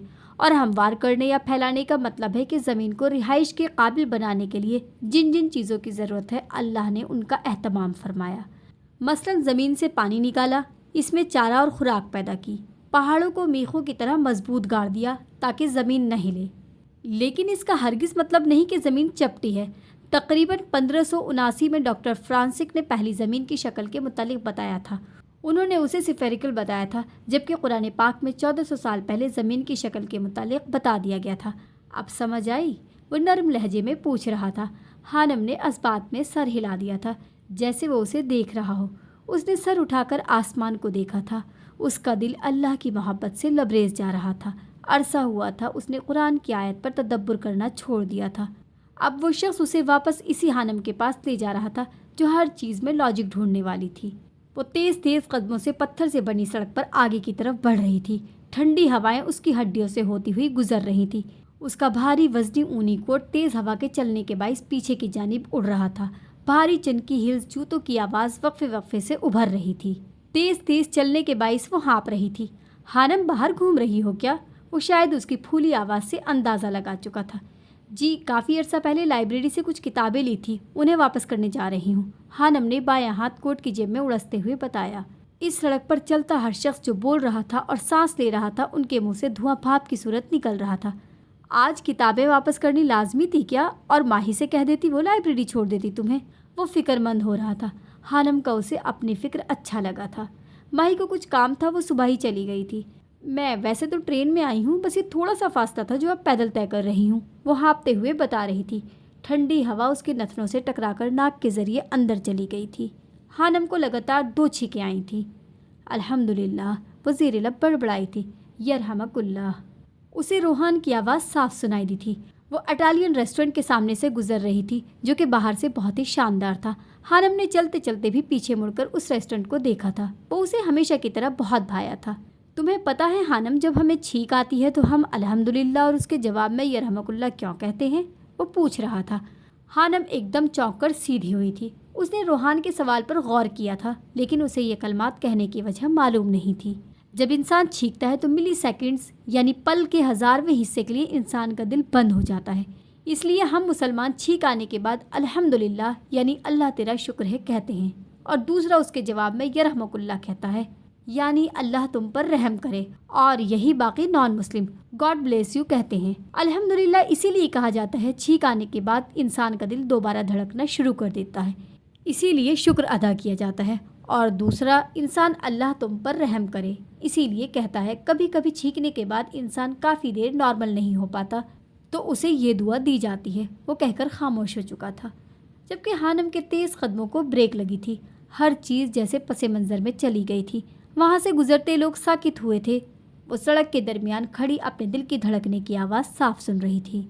उसने अपने दिल को रुकते और फिर मसरत से धड़कते पाया था। स्कार्फ के नीचे से उसके सुनहरी बाल इकलट की सूरत निकलकर बार बार चेहरे को छू रही थी। उसने हवाओं के शोर को सुना था, महसूस किया था। सरसराती हवाएं उसके अंदर से गुजरती किसी के नाम की माला जप रही थी। हानम ने पहली बार खुद को बेबस महसूस किया था। अगर हम छींक ही रोक ले तो फिर तो दिल नहीं बंद होगा ना? हानम ने खुद को नॉर्मल करने के लिए पूछा था। तो मिसिस, जो इंसान ऐसा करता है उसके दिमाग की रग फट सकती है। छींक बहुत जोर आवर होती है, उसे नहीं रोकना चाहिए। उफ, डराए तो मत। हानम उसकी बात सुनकर झुरझुरी सी लेकर रह गई थी। रोहान उसकी बात सुनकर दिल खोल कर हंसा था। हानम ने महसूस किया था उसकी हंसी बहुत खूबसूरत थी। वो کبھی چھت پھاڑ قہقہ نہیں لگاتا تھا. جانے اس کے مزاج میں اتنی نفاست کہاں سے آئی تھی. پیرس کب آ رہے ہیں آپ؟ خانم نے بات کا رخ بدلا تھا. اسے اب سامنے لائبریری نظر آ گئی تھی. جب تم بلاؤ گی آ جاؤں گا. اس کے جانثار لہجے پر خانم مسکرا کر رہ گئی تھی. ٹھیک ہے پھر جلدی سے تیاری کر لیں، میں آپ سے ملنا چاہتی ہوں. وہ بھی بہت جلد. وہ جیسے حکم دے رہی تھی. وقت براق کی رفتار سے بھاگ رہا تھا. اسے نہ دن کی خبر ہوتی اور نہ رات کی. اسے یاد تھا تو اتنا کہ روحان کے قرآن پاک کی آیات پر کیا گیا تدبر سننا ہوتا تھا. وقت بدل رہا تھا جیسے موسم بدل رہا تھا، اور وہ بھی تو بدل رہی تھی. جیسے ہی وہ لائبریری میں داخل ہوئی تھی اسے سامنے والے میز پر حشام بیٹھا نظر آیا تھا. کتنے مہینوں بعد وہ اس کی شکل دیکھ رہی تھی. وہ سیدھا اس کی طرف بڑھ گئی تھی. یہ آپ کی کتاب ہے، خانم نے کتابوں کو میز پر رکھتے ہوئے کہا تھا. حشام نے چونک کر اسے دیکھا تھا. اس کی آنکھوں میں اذیت ابھری تھی جسے خانم محسوس نہیں کر پائی تھی. کیسی ہیں آپ؟ وہ پوچھ رہا تھا. جی اللہ کا شکر ہے میں ٹھیک ہوں. آپ گم ہو گئے ہیں شاید. مجھے بتایا تھا ماہی نے اس دن آپ گھر آئے تھے، تب میں سوئی ہوئی تھی. جانتا ہوں. پھیکی سی مسکراہٹ اس کے لبوں پر پھیل گئی تھی. خانم نے محسوس کیا تھا وہ پہلے سے کافی کمزور ہو گیا تھا. اس کی آنکھیں اندر کو دھسی نظر آ رہی تھی. آپ کی طبیعت تو ٹھیک ہے؟ وہ بے اختیاری میں پوچھ بیٹھی تھی. حشام نے ایک شکوہ بھری نظر اس پر ڈالی تھی. خانم کو اب محسوس ہو رہا تھا کہ اسے حشام کے سامنے نہیں آنا چاہیے تھا. ابھی تک تو ٹھیک ہوں، زندہ ہوں، وہ زخمی مسکراہٹ لیے کہہ رہا تھا. میرا نکاح ہو چکا ہے، خانم نے سنجیدہ سے لہجے میں بتایا تھا. جانتا ہوں. اس کے جواب پر خانم چونکی تھی. وہ اسے سوالیہ نظروں سے دیکھ رہی تھی. ماہی نے بتایا تھا. حشام ایک دم سیدھا ہوا تھا. بہت بہت مبارک ہو. وہ مشکل سے مسکرا پایا تھا. شکریہ. رخصتی کب ہے اور تم روحان سے ملی ہو کیا؟ نہیں ابھی نہیں ملی، شاید اگلے مہینے ملے. ہم سوچ رہے تھے کہ اینیورسری پر ملے. خانم مسکرائی تھی. حشام پہلو بدل کر رہ گیا تھا. آپ اتنی کتابیں کیوں پڑھتے ہیں، وہ بھی عشق کی داستانیں؟ خانم نے اس کے ہاتھ میں عشق کی 40 چراغ دیکھتے ہوئے پوچھا. اچھا لگتا ہے، مجھے داستانیں پڑھنے کا شوق ہے اور کچھ میرا تعلق انگلش ادب سے ہے تو شاید اسی لیے. حشام نے جس یونیورسٹی سے خود پڑھا وہ اب وہاں انگلش کا پروفیسر تھا. اسٹوڈنٹس خاص طور پر لڑکیاں اس کی شخصیت کی گرویدہ تھیں. چلے ٹھیک ہے آپ پڑھیں، میں چلتی ہوں، مجھے کچھ کام ہے.